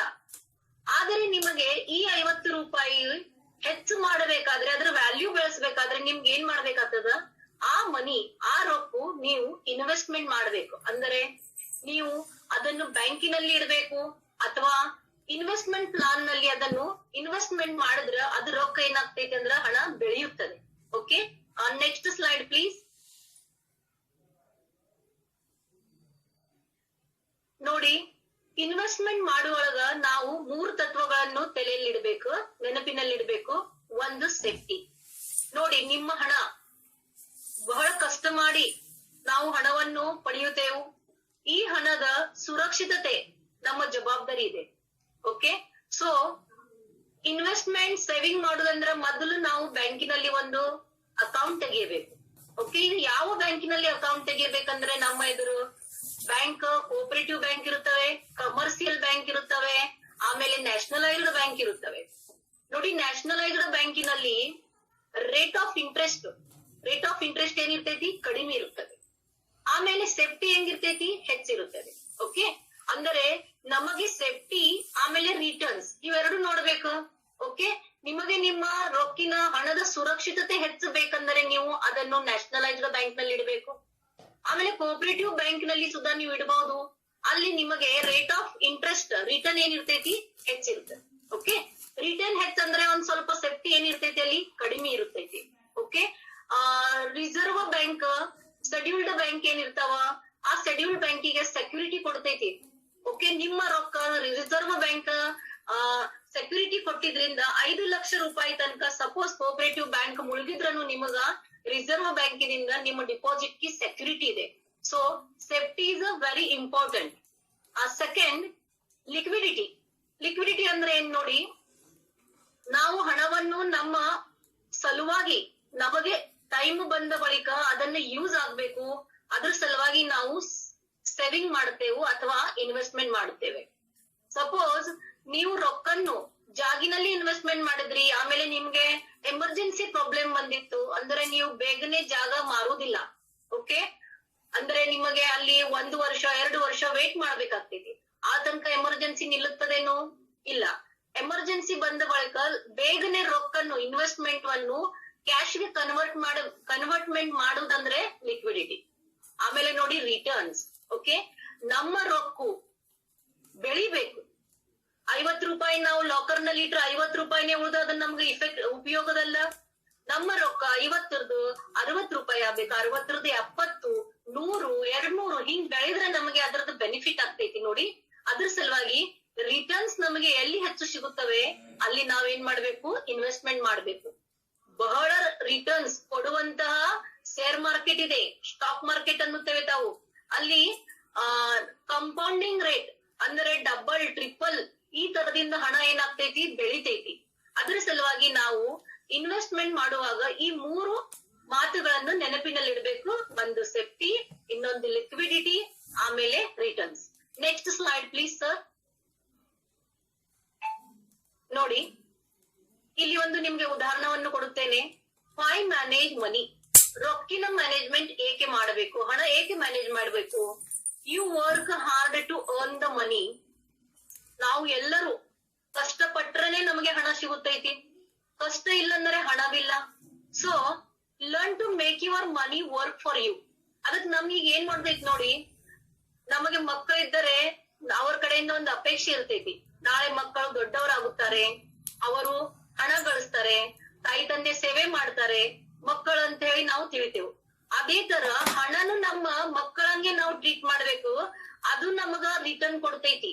ಓಕೆ, ಮಗ ದೊಡ್ಡವ ಆಗಬೇಕು, ಮಗಳು ದೊಡ್ಡವಳು ಆಗ್ಬೇಕಂದ್ರೆ ತಮಗೆ 20-30 ವರ್ಷ ವೇಟ್ ಮಾಡ್ಬೇಕಾಗ್ತೈತಿ ಅವ್ರು ಹಣ ಗಳಿಸ್ಬೇಕಂದ್ರ. ಅದೇ ತರ ನಾವು ನಮ್ಮ ಈಗಿನ ಹಣ 30 ವರ್ಷದ ತನಕ ಇನ್ವೆಸ್ಟ್ಮೆಂಟ್ ಪ್ಲಾನ್ ನಲ್ಲಿ ಇಟ್ರೆ ನಮಗೆ ಅವರು ರಿಟರ್ನ್ ಕೊಡ್ತಾರೆ ನಮ್ಮ ಮಕ್ಕಳಂಗೆ. ಓಕೆ, ಅದನ್ನ ನಾವು ನಮ್ಮ ಮನಿ, ನಮ್ಮ ರೊಕ್ಕಿಗೆ, ಹಣಕ್ಕೆ ಏನ್ ಮಾಡ್ಬೇಕು, ಕೆಲಸ ಮಾಡಲಿಕ್ಕೆ ಹಚ್ಚಬೇಕು. ಇಲ್ಲೊಂದು ಉದಾಹರಣೆ ಐತಿ ನೋಡಿ. The ultra rich are the ultra poor have to manage their money. Okay, ಅಂದ್ರೆ ಏನ್ ನೋಡಿ, ಜಗತ್ತಿನಲ್ಲಿ ಬಹಳ ಶ್ರೀಮಂತ ವ್ಯಕ್ತಿ ಇದ್ದಾರೆ, ಆಮೇಲೆ ಬಹಳ ಬಡವು, ಆಮೇಲೆ ನಾವು ಅಂತ ಭಿಕ್ಷುಕರು ಇದ್ದಾರೆ. ನಾವು ಇದರ ಮಧ್ಯದಲ್ಲಿ ಇದ್ದೇವೆ. ಓಕೆ, ಎಲ್ಲರಿಗೂ ತಮ್ಮ ಹಣದ ಮ್ಯಾನೇಜ್ಮೆಂಟ್ ಮಾಡಲಿಕ್ಕೆ ಬರ್ಬೇಕು. ಒಂದು ಉದಾಹರಣೆ ನಿಮಗೆ ಹೇಳ್ತೇನೆ. ಭಾರತದಲ್ಲಿ ಅತ್ಯಂತ ರಿಚೆಸ್ಟ್ ಬೆಗ್ಗರ್ ಇದ್ದಾರೆ, ಅಂದರೆ ಶ್ರೀಮಂತ ಭಿಕ್ಷುಕ. ನೋಡಿ, ವಿರೋಧಾಭಾಸ ಇದೆ ಇಲ್ಲಿ. ಶ್ರೀಮಂತ ನಾವು ಅನ್ನುತ್ತೇವು, ಇನ್ನೊಂದು ಭಿಕ್ಷುಕನು ಅಂತೇವು. How can it is possible? ಭಿಕ್ಷುಕ ಹೇಗೆ ಶ್ರೀಮಂತ ಇರುವನು? ಆಮೇಲೆ ಇದರ ಉದಾಹರಣೆದಿಂದ ನೀವು ಈಗ ನಿಮ್ಮ ಮೊಬೈಲ್ ನಲ್ಲಿ ನೆಟ್ ಮೇಲೆ ಸರ್ಚ್ ಮಾಡಿದ್ರೆ ನಿಮಗೆ ಲಗೆ ಗೊತ್ತಾಗುತ್ತೈತಿ. ಹಿಂಗ ವ್ಯಕ್ತಿ ಇದ್ದಾನೆ ನಮ್ಮ ಭಾರತದಲ್ಲಿ, ಅದನ್ನು ನಮ್ಮ ಮುಂಬೈಯಲ್ಲಿ ಇದ್ದಾನೆ ನೋಡಿ. ಮುಂಬೈಯಲ್ಲಿ ಒಬ್ಬ ಭಿಕ್ಷುಕ ಇದ್ದಾನೆ, ಅವ ರಿಚ್ ಇದ್ದಾನೆ, ಓಕೆ, ಶ್ರೀಮಂತ ಇದ್ದಾನೆ. ಹೇಗೆ ಅಂದ್ರೆ ನೋಡಿ, ಅವನ ಕಡೆ ಹೀಗೆ ಉಪನಗರ ಇಲ್ಲ, ಶಹರ ಸಿಟಿಯಲ್ಲಿ 2 ಫ್ಲಾಟ್ಸ್ ಗಳಿದ್ದಾವೆ. ಆಮೇಲೆ ಒಂದು ಕಮೋಡಿಟಿ ಗೋಡಾವನ್ ಇದೆ, ಓಕೆ, ಒಂದು ಗೋಡಾವನ್ ಇದೆ ಅವನ ಹೆಸರ ಮೇಲೆ. ಆಮೇಲೆ 2 ಫ್ಲಾಟ್ಸ್ ಗಳಿದ್ದಾವೆ. 2 ಫ್ಲಾಟ್ಸ್ ಗೋಡಾವನ್ ಸಿಟಿ ಮುಂಬೈ ಶಹರದಲ್ಲಿ ಇದ್ದರೆ ಆ ವ್ಯಕ್ತಿಗೆ ನಾವು ಬೆಗರ್ ಅನ್ನೋದಿಲ್ಲ, ರಿಚ್ ಪರ್ಸನ್ ಅವನು. ಆಮೇಲೆ ಹೇಗೆ ಆದ ಇವ ಇಷ್ಟು ರಿಚ್? ಬೆಗರ್ ಇದ್ರೆ ರಿಚ್ ಹೇಗೆ ಆದ ನೋಡಿ. ಒಂದು 30-40 ವರ್ಷ ಹಿಂದೆ ನಾವು ಹೋದರೆ ನಾವು ಭಿಕ್ಷುಕರಿಗೆ 1 ಅಣೆ 2 ಅಣೆ ದುಡ್ಡನ್ನು ಕೊಡ್ತಿದ್ದೆವು, ಓಕೆ. ಈಗ ನಮಗ ಭಿಕ್ಷುಕರು 1 ರೂಪಾಯಿ ಕೊಟ್ರು ತಗೊಳ್ದಿಲ್ಲ, 10 ರೂಪಾಯಿ ಬೇಡ್ತಾರೆ, ಓಕೆ. ಆ 20-30-40 ವರ್ಷದಿಂದ ಹಿಂದೆ ಹೋದ್ರೆ ದುಡ್ಡದ ಉಪಯೋಗ ಮಾಡುತ್ತಿದ್ದೇವೆ. ಈಗ ದುಡ್ಡ ಹುಡುಗರಿಗೆ ಗೊತ್ತಿಲ್ಲ, ಮಕ್ಕಳಿಗೆ ದುಡ್ಡು ಅಂದ್ರೆ ಗೊತ್ತಿಲ್ಲ, ಈಗ ರೂಪಾಯಿ ಗೊತ್ತಿದೆ, ಓಕೆ. 1 ಚಾಕ್ಲೇಟ್ ಬೇಕಂದ್ರೆ ರೂಪಾಯಿ ಬೇಡ್ತಾರೆ ಹುಡುಗರು. ಸೊ ಈ ವ್ಯಕ್ತಿ, ಈ ಬೇಗರ್ ಏನ್ ಮಾಡಿದಂದ್ರ ನೋಡಿ, ದುಡ್ಡು ನಾವಂತೇವಲ್ಲ, ತೆನಿ ಸೇರಿದರೆ ರಾಶಿ ಆಗುತ್ತದೆ ಅಂತ, ಹಾಗೆ ಅವನು ದುಡ್ಡ ಒಂದು ಕಡೆ ತಂದು ಅವನು ಇನ್ವೆಸ್ಟ್ಮೆಂಟ್ ಮಾಡ್ದ, ಓಕೆ. ಅವನಿಗೆ ಫೈನಾನ್ಸಿಯಲ್ ಮ್ಯಾನೇಜ್ಮೆಂಟ್ ಅಂದರೆ ರೊಕ್ಕಿನ ಉಪಯೋಗ ಹೇಗೆ ಮಾಡಬೇಕೆಂಬುದು ಅವನಿಗೆ ಜ್ಞಾನವಿತ್ತು. ಆ ಜ್ಞಾನದಿಂದ ಅವ ಈಗ ರಿಚ್ ಪರ್ಸನ್ ಆಗಿದ್ದಾನೆ. ಈಗ ಇನ್ನೊಬ್ಬ ರಿಚ್ ವ್ಯಕ್ತಿಯ ಬಗ್ಗೆ ನಾನ್ ನಿಮ್ಗೆ ಇನ್ಫಾರ್ಮೇಶನ್ ಕೊಡ್ತೀನಿ, ಮಾಹಿತಿ ಹೇಳ್ತೀನಿ ನೋಡಿ. ಅನಿಲ್ ಅಂಬಾನಿಗೆ ಎಲ್ಲರೂ ಗೊತ್ತಿಡ್ತಾರೆ, ಭಾರತದಲ್ಲಿ ಒಬ್ಬ ಫೇಮಸ್ ಬಿಸ್ನೆಸ್ ಮನ್ ಅಂತ ಹೇಳಿ ನಾವು ಅವ್ರ ಕಡೆ ನೋಡ್ತೇವೆ. ಈ ಸಿಚುವೇಶನ್ ದಲ್ಲಿ ಅವರ ವ್ಯಾಲ್ಯೂ ಏನಿದೆ ನಿಮ್ಗೆ ಗೊತ್ತಾ? ನಿಲ್ಲಿದ್ದಾರೆ ಅವರು, ಅವರ ವ್ಯಾಲ್ಯೂ 0 ಆಗಿದೆ. ಹೇಗೆ ನೋಡಿ, ಒಬ್ಬ ರಿಚ್ ಬಿಸ್ನೆಸ್ ಮನ್ ಈಗ ನಿಲ್ ಆಗಿದ್ದಾನೆ, ಮತ್ತೆ ಒಬ್ಬ ಭಿಕ್ಷುಕ ಏನಾಗಿದ್ದಾನೆ, ರಿಚ್ ಆಗಿದ್ದಾನೆ. ಇದು 2ರ ಡಿಫ್ರೆನ್ಸ್ ಏನಂದರೆ, ಯಾರಿಗೆ ಮನಿ ಮ್ಯಾನೇಜ್ಮೆಂಟ್ ಮಾಡಕ್ಕೆ ಬರುತ್ತೈತಿ ಅವರು ತಮ್ಮ ಜೀವನದಲ್ಲಿ ಶ್ರೀಮಂತರಾಗುತ್ತಾರೆ, ಬಹಳ ಹಣವನ್ನು ಅವರು ಪಡೆಯುತ್ತಾರೆ. ನೀವು ಶ್ರೀಮಂತರಿದ್ರೂ ನಿಮಗೆ ಹಣದ ಮ್ಯಾನೇಜ್ಮೆಂಟ್ ಮಾಡಲಿಕ್ಕೆ ಬರ್ಲಿಲ್ಲ ಅಂದ್ರೆ ನೀವು ಏನಾಗ್ಬಹುದು, ನಿಲ್ ಆಗಬಹುದು, ಓಕೆ. ಸೊ ನೋಡಿ, ಅನಿಲ್ ಅಂಬಾನಿ ಅವರ ತಂದೆ ಧೀರುಭಾಯಿ ಅಂಬಾನಿ ತೀರ್ಕೊಂಡಕ್ರೆ ಅವರ ಕಡೆ ಬಹಳ ಹಣವನ್ನು ಇತ್ತು. $74 ಬಿಲಿಯನ್ ಹಣ ಅವರ ಕಡೆ ಇತ್ತು. ಆದ್ರೆ ಈಗ ಅವರ ಪೊಸಿಷನ್ ನಿಲ್ ಆಗಿದೆ. ಅಂದರೆ ಎಕ್ಸಾಕ್ಟ್ಲಿ ಏನಾಗಿದೆ, ಅವರ ಕಡೆ ಕೆಲಸ ಮಾಡಲು ಚಾರ್ಟರ್ಡ್ ಅಕೌಂಟೆಂಟ್ ಇದ್ದರು, ಆಮೇಲೆ ಸಾಲಿಸಿಟರ್ ಇದ್ದರು, ಓಕೆ, ಲಾಯರ್ ಅಂತೇವ್, ವಕೀಲ್ ಅಂತೇವ್ ನಾವು ಅವರಿಗೆ ಅಡ್ವೈಸ್ ಮಾಡಕ್ಕೆ ಇಷ್ಟು ತಜ್ಞ ಜನ ಇದ್ದರು. ಆಮೇಲೆ ಅವ್ರು ಹೇಗೆ ನಿಲ್ಲಾದ್ರಂದ್ರ ಕೇಳಿ, ಎಷ್ಟು ಜನರು ತಮಗೆ ಅಡ್ವೈಸ್ ಮಾಡೋರಿದ್ರು, ತಮಗ ಜ್ಞಾನ ಇರಬೇಕು, ಓಕೆ. ತಮಗೆ ಸ್ವಂತ ವ್ಯಕ್ತಿಗೆ ಜ್ಞಾನವಿರ್ಲಿಲ್ಲ ಅಂದರೆ ಹೀಗೆ ರಿಚ್ ಟು ನಿಲ್ಲು ತಾವು ಆಗಬಹುದು. ಅದರ ಸಲುವಾಗಿ ನಾವು ಫಿನಾನ್ಸಿಯಲ್ ಮ್ಯಾನೇಜ್ಮೆಂಟ್, ಫಿನಾನ್ಸಿಯಲ್ ಮನಿ ಲಿಟ್ರಸಿ ಇದರ ಬಗ್ಗೆ ನೋಡೋಣಂತ. Next slide please. ನೋಡಿ, ಪ್ರತಿಯೊಬ್ಬರ ಜೀವನದಲ್ಲಿ ಕೆಲವು ಗುರಿಗಳನ್ನು ಇರುತ್ತವೆ, ನಾವು ಅದಕ್ಕೆ ಗೋಲ್ಸ್ ಅನ್ನುತ್ತೇವೆ. ಪ್ರತಿಯೊಬ್ಬನಿಗೆ ಅನಿಸ್ತೈತಿ ತಮ್ಮ ಮದುವೆ ಬಹಳ ಚೆನ್ನಾಗಿ ಆಗ್ಬೇಕು, ಬಹಳ ದೊಡ್ಡ ಸ್ವರೂಪದಿಂದ ಅದ್ರ ಮ್ಯಾನೇಜ್ಮೆಂಟ್ ಮಾಡ್ಬೇಕು, ಓಕೆ. ಇದು ಒಂದು ಜೀವನದಲ್ಲಿ ಅತ್ಯಂತ ಸುಖದ ಕ್ಷಣ. ಇದರ ಸಲುವಾಗಿ ನಾವು ಹಣವನ್ನು ಏನ್ ಮಾಡುತ್ತೇವೆ, ಸೇವಿಂಗ್ ಮಾಡುತ್ತೇವೆ. ಆಮೇಲೆ ಪ್ರತಿಯೊಬ್ಬನಿಗೆ, ಈಗ ನೀವು ಗ್ರಾಜುಯೇಷನ್ ಇದ್ರೆ ನಿಮ್ಗೆ ಅನಿಸ್ತೈತಿ ನಾವು ಹೈಯರ್ ಎಜುಕೇಶನ್ ತಗೋಬೇಕು. ಹೈಯರ್ ಎಜುಕೇಶನ್ ಸಲುವಾಗಿ ತಮಗೆ ಹಣ ಹತ್ತುತ್ತೆ, ಅದ್ರ ಸಲುವಾಗಿ ತಮ್ಮ ಸೇವಿಂಗ್ ಇರಬೇಕು, ಮ್ಯಾನೇಜ್ಮೆಂಟ್ ಮಾಡ್ಬೇಕು. ಆಮೇಲೆ ಪ್ರತಿಯೊಬ್ಬರ ವ್ಯಕ್ತಿಯ ಒಂದು ಕನಸಿರುತ್ತೈತಿ, ತಮ್ಮ ಕನಸಿನ ಮನೆ, ಓಕೆ. ಪ್ರತಿಯೊಬ್ಬ ವ್ಯಕ್ತಿಗೆ ಒಂದು ಮನೆ ಇರಬೇಕು. ನೋಡಿ, ಮನೆ ತೆಗೆದುಕೊಳ್ಳುವುದಂದರೆ ಈಗ ಒಂದು ಸಿಟಿಯಲ್ಲಿ ಮನೆ ಮಾಡ್ಬೇಕಂದ್ರೆ ನಮಗೆ 60 ಲಕ್ಷ ಹಿಡಿದು 70 ಲಕ್ಷ ತನಕ ಒಂದು ಅಮೌಂಟ್ ಹತ್ತುತ್ತದೆ. ಅದೇ ನೀವು ಒಂದು ದೊಡ್ಡ ಸಿಟಿಯಲ್ಲಿ ಬೆಂಗಳೂರಿನಲ್ಲಿ, ಮೈಸೂರಿನಲ್ಲಿ ಮನೆ ಮಾಡ್ಬೇಕಂದ್ರೆ ನಿಮ್ಗ 2 BHK ಫ್ಲಾಟ್ಸ್ ಬೇಕಂದ್ರೆ 1 ಕೋಟಿ ರೂಪಾಯಿ ನಿಮ್ಗೆ ಹಾಕ್ಬೇಕಾಗ್ತೈತಿ. ನೀವು ಈಗಿನಿಂದಲೇ ನಿಮ್ಮ ವಯಸ್ಸಿದ 20-21 ವಯಸ್ಸಿನಿಂದ ನೀವು ಪ್ಲಾನ್ಸ್ ಮಾಡಿದ್ರಿ, ಓಕೆ. ನಾನು 30 ವರ್ಷನಲ್ಲಿ 35 ವರ್ಷನಲ್ಲಿ 2 BHK ಫ್ಲಾಟ್ ನಾನು ತೆಗೆದುಕೊಳ್ಳುವಂತೇಳಿ ನೀವು ಈಗ ನಿರ್ಧಾರ ಮಾಡಿದ್ರಿ. ಆಮೇಲೆ ಆ ಪ್ರಕಾರ ನೀವು ನಿಮ್ಮ ಫಿನಾನ್ಸಿಯಲ್ ಪ್ಲಾನ್ಸ್ ಗಳನ್ನು ಮಾಡಿದ್ರೆ ಡೆಫಿನೆಟ್ಲಿ ನಿಮಗೆ ನಿಮ್ಮ ವಯಸ್ಸಿನ 30 ವರ್ಷದಲ್ಲಿ ಫ್ಲಾಟ್ಸ್ ಆಗುತ್ತೈತಿ, ಓಕೆ. ಅದನ್ನ ಹೇಗೆ ಮಾಡ್ಬೇಕನ್ನೋದು ನಾವು ಈಗ ನೋಡೋಣಂತ. ಆಮೇಲೆ ಇನ್ನೊಂದೈತಿ ನೋಡ್ರಿ ಇಲ್ಲಿ, save for a rainy day. Rainy day ಅಂದ್ರ ಆಫ್ಟರ್ ರಿಟೈರ್ಮೆಂಟ್ ಲೈಫ್. ನೋಡಿ, 60 ವರ್ಷ ಆದ ಬಳಿಕ ತಮ್ಮ ಕಮಾಯಿ ಮಾಡುವ ದಿನಗಳನ್ನು ಮುಗಿಯುತ್ತವೆ, ತಾವು ರಿಟೈರ್ ಆಗುತ್ತವೆ. ರಿಟೈರ್ ಆದ್ಮೇಲೆ ತಮ್ಮ ಜೀವನ ನಿಲ್ಲುತ್ತದೆ? ಇಲ್ಲ, ತಮ್ಮ ಜೀವನ ಹಾಗೆ ಹೊರಗ್ತೈತಿ. ಆದ್ರೆ ತಮ್ಮ ಎಕ್ಸ್ಪೆಂಡಿಚರ್ ಆಮೇಲೆ ಬೆಳೆಯುತ್ತವೆ ನೋಡಿ. ಆಫ್ಟರ್ ರಿಟೈರ್ಮೆಂಟ್ ತಮಗೆ ಮೆಡಿಕಲ್ ಫ್ಯಾಸಿಲಿಟೀಸ್ ಬಹಳಷ್ಟು ರಿಕ್ವೈರ್ಡ್ ಇರುತ್ತವೆ. ಆ ಮೆಡಿಕಲ್ ಫ್ಯಾಸಿಲಿಟಿ ಸಲುವಾಗಿ ಅಥವಾ ತಮ್ಮ ರಿಟೈರ್ಮೆಂಟ್ ಲೈಫ್ ಸಲುವಾಗಿ ತಮ್ಮದೊಂದು ಒಳ್ಳೆ ಸೇವಿಂಗ್ ಇದ್ದರೆ ತಮಗೆ ಲೈಫ್ ಸುಖಕರ ಅನಿಸ್ತೈತಿ. Next slide please. Just saving is not enough to. ನೋಡಿ, ಬರೇ ನಾವು ಸೇವಿಂಗ್ ಮನೆಯನ್ನು ಬರೀ ನಾವು ಕ್ಯಾಶ್ ಹಣ ನಮ್ಮ ಕಡೆ ಏನಿದೆ ಅದು ನಾವು ಬರೀ ಉಳಿತಾಯ ಮಾಡಿ ನಮ್ಮ ಕಡೆ ಇಟ್ಟುಕೊಂಡ್ರೆ ಅಥವಾ ಬರೀ ಬ್ಯಾಂಕ್ ನಲ್ಲಿ ಇಟ್ರು ಅದನ್ನು ಸಫಿಸಿಯೆಂಟ್ ಅಲ್ಲ. ನೋಡಿ, ಇನ್ಫ್ಲೇಷನ್ ಅಂದರೆ ತಾವು ಮಹಗಾಯಿ ಅನ್ನುತ್ತೇವೆ. ಓಕೆ, ರೇಟ್ಸ್ ಏನು ಬೆಳಿತಿರ್ತಾವೆ, ಪ್ರತಿದಿನ ರೇಟ್ಸ್ ಬೆಳಿತವೆ. ಪೆಟ್ರೋಲ್ ರೇಟ್ಸ್ ನೋಡಿದ್ರೆ ಈಗ 103 ರೂಪೀಸ್ ಪೆಟ್ರೋಲ್ ಲೀಟರ್ ಆಗೈತಿ ಪರ್ ಲೀಟರ್. ಎಕ್ಸ್ಪೆಂಡಿಚರ್ಸ್ ಆಮೇಲೆ ಅವರ ಧಾರಣೆಗಳನ್ನ ಏನಾಗ್ತವೆ, ರೇಟ್ಸ್ ಬೆಳ್ಕೊಂತ ಇರ್ತವೆ. ಸಪೋಸ್ ಇನ್ಫ್ಲೇಷನ್ ರೇಟ್ ಅಂದ್ರೆ ಮಹಗಾಯಿ ಅಂತೇವೆ, ಡಿಯರ್ನೆಸ್ ಅನ್ನುತ್ತೇವೆ ಅದಕ್ಕೆ ತಾವು. ಇದನ್ನು 5% ರೇಟ್ ದಿಂದ ಬೆಳೀತಿದ್ದರೆ ನಿಮ್ಮ ಸೇವಿಂಗ್ ಬ್ಯಾಂಕ್ ನಲ್ಲಿ ಇರುವ ಸೇವಿಂಗ್ ಅದನ್ನು ನೋಡ್ಬೇಕು. ಸಪೋಸ್ ನಿಮ್ಮ ಸೇವಿಂಗ್ ರೇಟ್ ಆಫ್ ಇಂಟ್ರೆಸ್ಟ್ 5.50% ಇತ್ತು, ಆಮೇಲೆ ಈ ಕಡೆ ಇನ್ಫ್ಲೇಷನ್ 5% ನಿಂದ ಬೆಳೆಯುತ್ತಿತ್ತು ಅಂದ್ರೆ ನಿಮಗೆ ರಿಟರ್ನ್ಸ್ ಓನ್ಲಿ 0.50% ಸಿಗುತ್ತದೆ. ಅಥವಾ ನಿಮ್ಮ ಇನ್ಫ್ಲೇಷನ್ ರೇಟ್ 6% ಇದೆ, ಆ ಬ್ಯಾಂಕಿನಲ್ಲಿ ನಿಮಗೆ 5% ರೇಟ್ ಆಫ್ ಇಂಟ್ರೆಸ್ಟ್ ಸಿಗುತ್ತೈತಿ ಅಂದರೆ ನಿಮ್ಮ ಹಣ ನಿಮಗ ಇನ್ಫ್ಲೇಷನ್ ಕವರ್ ಮಾಡುವುದಿಲ್ಲ. ಓಕೆ, ಅಂದ್ರೆ ಈ ಕಡೆ ಇನ್ಫ್ಲೇಷನ್ ಬೆಳಿತೈತಿ, ಆ ತರ ನಿಮ್ಮ ಹಣ ಬೆಳೆಯುವುದಿಲ್ಲ. ಅದರ ಸಲುವಾಗಿ ನಾವು ಇನ್ವೆಸ್ಟ್ಮೆಂಟ್ ಮಾಡುವಾಗ ನಮಗೆ ಇನ್ಫ್ಲೇಷನ್ ಗಿಂತ ಹೆಚ್ಚು ಎಲ್ಲಿ ರೇಟ್ ಸಿಗುತ್ತೆ ಅಲ್ಲಿ ಇನ್ವೆಸ್ಟ್ಮೆಂಟ್ ನಾವು ಮಾಡಬೇಕು. ಎರಡನೇದು, ಟೇಕ್ ಕೇರ್ ಆಫ್ ಟ್ಯಾಕ್ಸೇಷನ್. ನೋಡಿ, ನಮಗೆ ಹಣ ಯಾವಾಗ ಸಿಗುತ್ತೈತಿ, ಇಂಟ್ರೆಸ್ಟ್ ದ ಮೂಲಕ ಅಥವಾ ಡಿವಿಡೆಂಡ್ ದ ಮೂಲಕ, ಲಾಭಾಂಶದ ಮೂಲಕ. ಆ ಹೊತ್ತಿನಲ್ಲಿ ಕಂಪನಿ ನಮ್ಮ ಹಣವನ್ನು ಟ್ಯಾಕ್ಸ್ ಕಟ್ ಮಾಡಿ, ಅಂದ್ರೆ TDS ಅನ್ನುತ್ತಾರೆ, tax deducted at source. Okay, tax ಅನ್ನು ಕಟ್ ಮಾಡಿ ನಮಗೆ ಹಣ ಕೊಡುತ್ತೈತಿ.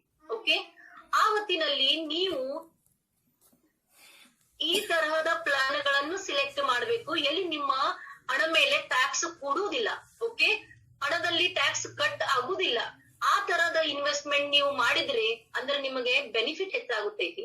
Next one, take care of rising monthly bills. ನೋಡಿ, ಪ್ರತಿ ದಿನ ನಿಮ್ಮ ಬಿಲ್ಸ್ ಗಳನ್ನು ಬೆಳಿತಾವೆ, ಅದ್ರ ಸಲುವಾಗಿ ನಿಮಗೆ ಹೆಚ್ಚು ರೊಕ್ಕನ್ನು ಏನ್ ಮಾಡ್ಬೇಕಾಗ್ತೈತಿ, ತೆಗೆದು ಇಡಬೇಕಾಗ್ತೈತಿ. ಓಕೆ, ಈ ಎಲ್ಲ ಮಾತುಗಳನ್ನು ನಾವು ನೆನಪಿನಲ್ಲಿ ಇಡಬೇಕು. Next slide please. ಮನುಷ್ಯನ ಆಯುರ್ಮಾನ ನೋಡಿ, 1960 ಮನುಷ್ಯನ ಆಯುರ್ಮಾನ, ಸರಾಸರಿ ಆಯುರ್ಮಾನ ಇದು 42 ವರ್ಷ ಇತ್ತು. ಓಕೆ, ಆಮೇಲೆ ಈಗ 2020 ನಾವು ನೋಡಿದ್ರೆ ಮನುಷ್ಯನ ಆಯುರ್ಮಾನ ಇದು 64 ನಮಗೆ ಇಲ್ಲಿ ಕಾಣಿಸ್ತೈತಿ. ಓಕೆ, ಅಂದರೆ ಮೊದಲಿನ ಕಾಲಾವಧಿಯಲ್ಲಿ ಮೆಡಿಕಲ್ ಫ್ಯಾಸಿಲಿಟಿ ಬಹಳಷ್ಟು ಇರಲಿಲ್ಲ. ಅದರಿಂದ ಮನುಷ್ಯನ ಸರಾಸರಿ ಆಯುಷ್ಯ ಲೈಫ್ ಇದು 42 to 50 ಇರ್ತಿತ್ತು. ಈಗ ನೋಡಿ, ಈಗ ನಾವು ಈಗ ಕೋವಿಡ್ ಪೀರಿಯಡ್ ನಲ್ಲಿ ಇದ್ದೇವೆ. ವ್ಯಾಕ್ಸಿನ್ ಈಗ 1 ವರ್ಷದಲ್ಲಿ ರೆಡಿ ಆಯ್ತು, ನಾವೆಲ್ಲರೂ ವ್ಯಾಕ್ಸಿನ್ ಗಳನ್ನು ತೆಗೆದುಕೊಳ್ಳುತ್ತಿದ್ದೇವೆ. ಮೊದಲು ಯಾವಾದರೆ ಒಂದು ರೋಗನ್ನು ಬಂದಿದ್ದರೆ ಅದರ ಮೇಲೆ ವ್ಯಾಕ್ಸಿನ್ ಕ್ರಿಯೇಟ್ ಮಾಡ್ಬೇಕಂದ್ರೆ ಸಾಧಾರಣತಃ 5 ರಿಂದ 10 ವರ್ಷ ನಮಗೆ ಬೇಕಾಗಿತ್ತು. ಓಕೆ, ಅದರಿಂದ ಮೊದಲಿನ ಕಾಲಾವಧಿಯಲ್ಲಿ ಆವರೇಜ್ ಲೈಫ್ ಮನುಷ್ಯನ ಕಡಿಮೆ ಇತ್ತು. ಮನುಷ್ಯನ ಆವರೇಜ್ ಲೈಫ್ ಕಡಿಮೆ ಅಂದರೆ ಅವನಿಗೆ ಹಣವು ಕಡಿಮೆ ಹತ್ತಿತ್ತು. ಈಗ ನಾವು ರಿಟೈರ್ಮೆಂಟ್ ಆದ ಬಳಿಕ ಮತ್ತೆ ಇನ್ನ 20-30 ವರ್ಷ ಬಾಳ್ತೇವೆ.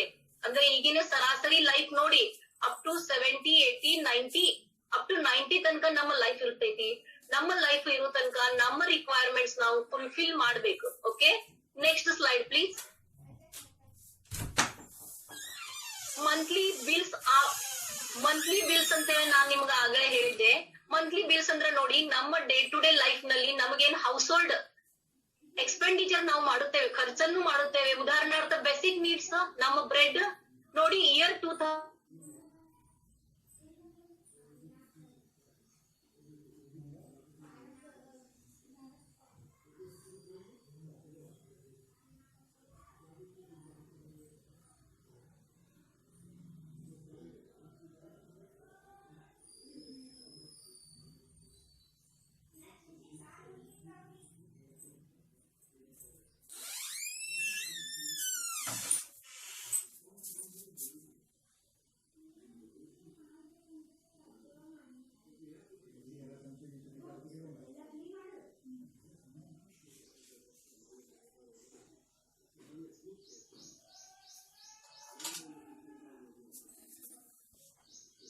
ಮಂತ್ಲಿ ಬಿಲ್ಸ್ ಗಳನ್ನು ಹೇಗೆ ಬೆಳೆಯುತ್ತವೆ ನೋಡಿ. ಸಪೋಸ್ ಬ್ರೆಡ್ ನಾವು ನೋಡಿದ್ದೇವು 10 ರೂಪಾಯಿ ಬ್ರೆಡ್, ಇನ್ನು 10 ವರ್ಷದಲ್ಲಿ ನಾವು ನೋಡಿದ್ರೆ ಅದನ್ನ ಕಾಸ್ಟ್ 42 ರೂಪಾಯಿ ಆಗುತ್ತೈತಿ. ಅದೇ ತರ ಹಾಲನ್ನು ನಾವು ಇಯರ್ 2000 ನಲ್ಲಿ 25 ರೂಪಾಯಿ ಲೀಟರ್ ಅನ್ನು ಖರೀದಿ ಮಾಡುತ್ತಿದ್ದೇವೆ. ಆದ್ರೆ ಇನ್ನು 10 ವರ್ಷದ ಮೇಲೆ ಹಾಲಿನ ರೇಟ್ಸ್ ಗಳನ್ನು 106 ರೂಪಾಯಿ ತನಕ ಹೋಗುತ್ತವೆ. ಅದೇ ತರ ಹಣ್ಣುಗಳು ಆಪಲ್ಸ್ ನೋಡಿ, ಇಯರ್ 2000 ನಲ್ಲಿ ನಾವು 25 ರೂಪಾಯಿ ಕೆಜಿ ಆಪಲ್ ಅನ್ನು ಪರ್ಚೇಸ್ ಮಾಡ್ತಿದ್ರೆ, ಈಗ ಇನ್ನು 10 ವರ್ಷದ ಮುಂದೆ ನಮಗೆ ಇದೇ 1 ಕೆಜಿ 212 ರೂಪಾಯಿಗೆ ಸಿಗುತ್ತದೆ. ಅಂದರೆ ನೋಡಿ, ಇನ್ಫ್ಲೇಷನ್ ರೇಟ್ ಇದನ್ನ ಬೆಳ್ಕೊಂತ ಇರುತ್ತದೆ. ಅದೇ ತರ ನಮ್ಮ ಹಣದ ವ್ಯಾಲ್ಯೂ ಏನಾಗ್ಬೇಕು, ಬೆಳ್ಕೊಂತ ಇದ್ದರೆ ನಮಗ ಇದು ಇನ್ಫ್ಲೇಷನ್ ಬೀಟ್ ಮಾಡುವ ಸಲುವಾಗಿ, ಅಂದ್ರೆ ಇನ್ಫ್ಲೇಷನ್ ಮುರಿಯಲಿಕ್ಕೆ ನಮಗೆ ಸಾಧ್ಯವಾಗುತ್ತದೆ. Next slide please. Starts investment early. ನೋಡಿ, ಚಿಕ್ಕಂದಿದ್ದಾಗ ಸಣ್ಣ ವಯಸ್ಸಿನಲ್ಲಿನೇ ನಾವು ನಮ್ಮ ಜೀವನದಲ್ಲಿ ಏನ್ ಮಾಡ್ಬೇಕಂದರೆ ಒಳ್ಳೆಯ ರೂಢಿಗಳನ್ನ ಇಡ್ಬೇಕು. ಓಕೆ, ನಾವು ಅನ್ನುತ್ತೇವೆ ಮರ ಸಣ್ಣದಿದ್ದಕ್ಕರೇನೆ ಬಾಗುತ್ತೈತಿ, ದೊಡ್ಡ ಮರ ಆದ್ಮೇಲೆ ಬಾಗೋದಿಲ್ಲ ಅಂತ. ಅದೇ ತರ ರೂಢಿಗಳನ್ನ ಏನಿರ್ತವೆ ಅದು ಚಿಕ್ಕ ವಯಸ್ಸಿನಲ್ಲಿನ ಹಾಕಬೇಕು. ಅದಕ್ಕ ಇದು ಮನಿ ಮ್ಯಾನೇಜ್ಮೆಂಟ್ ಏನಿದು ಅನ್ನೋದೈತಿ ಕಾನ್ಸೆಪ್ಟ್, ಇದನ್ನು ಸಣ್ಣ ವಯಸ್ಸಿನಂದ್ರೆ ಈಗ ನೀವು ಕಾಲೇಜಿನಲ್ಲಿ ಇರುವ ಸ್ಟೂಡೆಂಟ್ಸ್ ಗಳನ್ನ ಈ ವಯಸ್ಸಿನಿಂದ ನಿಮಗ ಮನಿ ಮ್ಯಾನೇಜ್ಮೆಂಟ್ ಈ ಕಾನ್ಸೆಪ್ಟ್ ಅನ್ನು ಗೊತ್ತಾದರೆ ನೀವು ನಿಮ್ಮ ಲೈಫ್ ನಲ್ಲಿ ಮನಿ ಮ್ಯಾನೇಜ್ಮೆಂಟ್ ಮಾಡಬಹುದು. ನನಗೆ ಒಂದು ಕ್ವಶನ್ ಕೇಳೋದೈತಿ ಸ್ಟೂಡೆಂಟ್ಸ್ ಅವರಿಗೆ. ನಾನ್ ನಿಮ್ಗೆ ಒಂದು ಕ್ವಶನ್ ಕೇಳ್ದ, ಇನ್ನು ಮುಂದೆ 30 ವರ್ಷದ ಮೇಲೆ ನಿಮಗೆ 1 ಕೋಟಿ ರೂಪಾಯಿ ನಿಮಗ ಸಿಕ್ಕತ್ತಂದ್ರೆ ಹೇಗೆ ಅನಿಸ್ತೈತಿ? ನಿಮಗ್ ಬೇಕಾ 1 ಕೋಟಿ ರೂಪಾಯಿ 30 ವರ್ಷ ಆದ ಬಳಿಕ ನಿಮ್ಮ ಲೈಫ್ ಅದ? ಎಲ್ಲರದ ಆನ್ಸರ್ ಏನಿರ್ಬೋದು?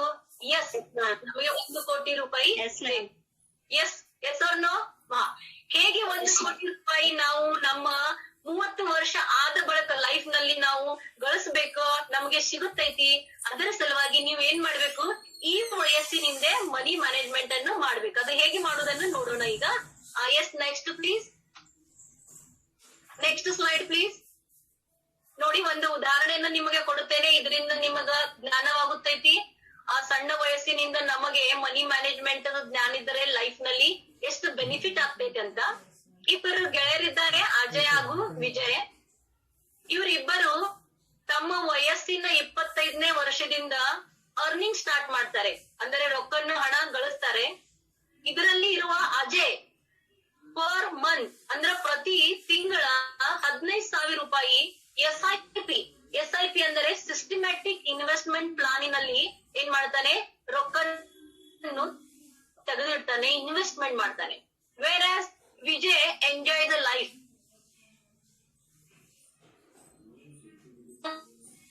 ಎಂಜಾಯ್ಮೆಂಟ್ ಮಾಡ್ತಾನ, ಏನು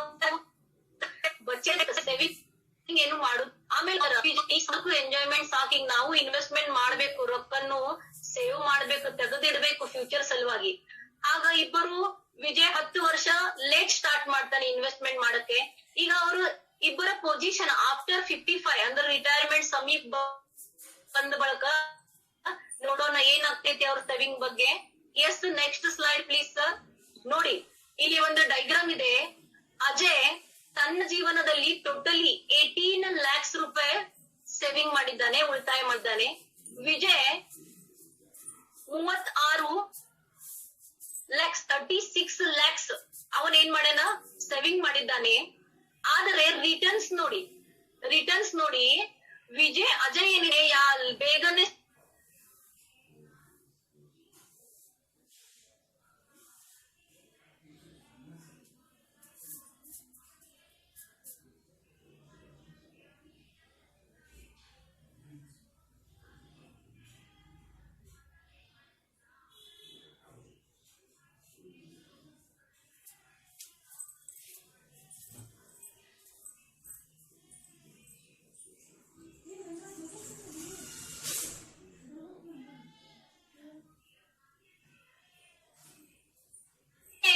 ಪ್ಲಾನ್.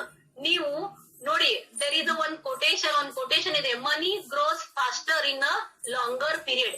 ನೀವು ಲಾಂಗ್ ಟರ್ಮ್ ಪೀರಿಯಡ್ ನಲ್ಲಿ ಇನ್ವೆಸ್ಟ್ಮೆಂಟ್ ಮಾಡಿದ್ರೆ ಅದರ ಮನಿ ಗ್ರೋತ್ ಹೆಚ್ಚಾಗ್ತೈತಿ. ಇಲ್ಲಿ ನೋಡಿ, ನಿಮ್ಗೆ ಡಿಫ್ರೆನ್ಸ್ ಕಾಣುತ್ತೈತಿ, 2 ಕೋಟಿ ಡಿಫ್ರೆನ್ಸ್ ಇದೆ. Okay, next slide please sir. ಇನ್ನೊಂದು ಎಕ್ಸಾಂಪಲ್ ನಾವು ನೋಡೋಣ. ರಮೇಶ್, ಸುರೇಶ್ ಮತ್ತು ಮಹೇಶ್ ಮೂವರು ಜನರಿದ್ದಾರೆ.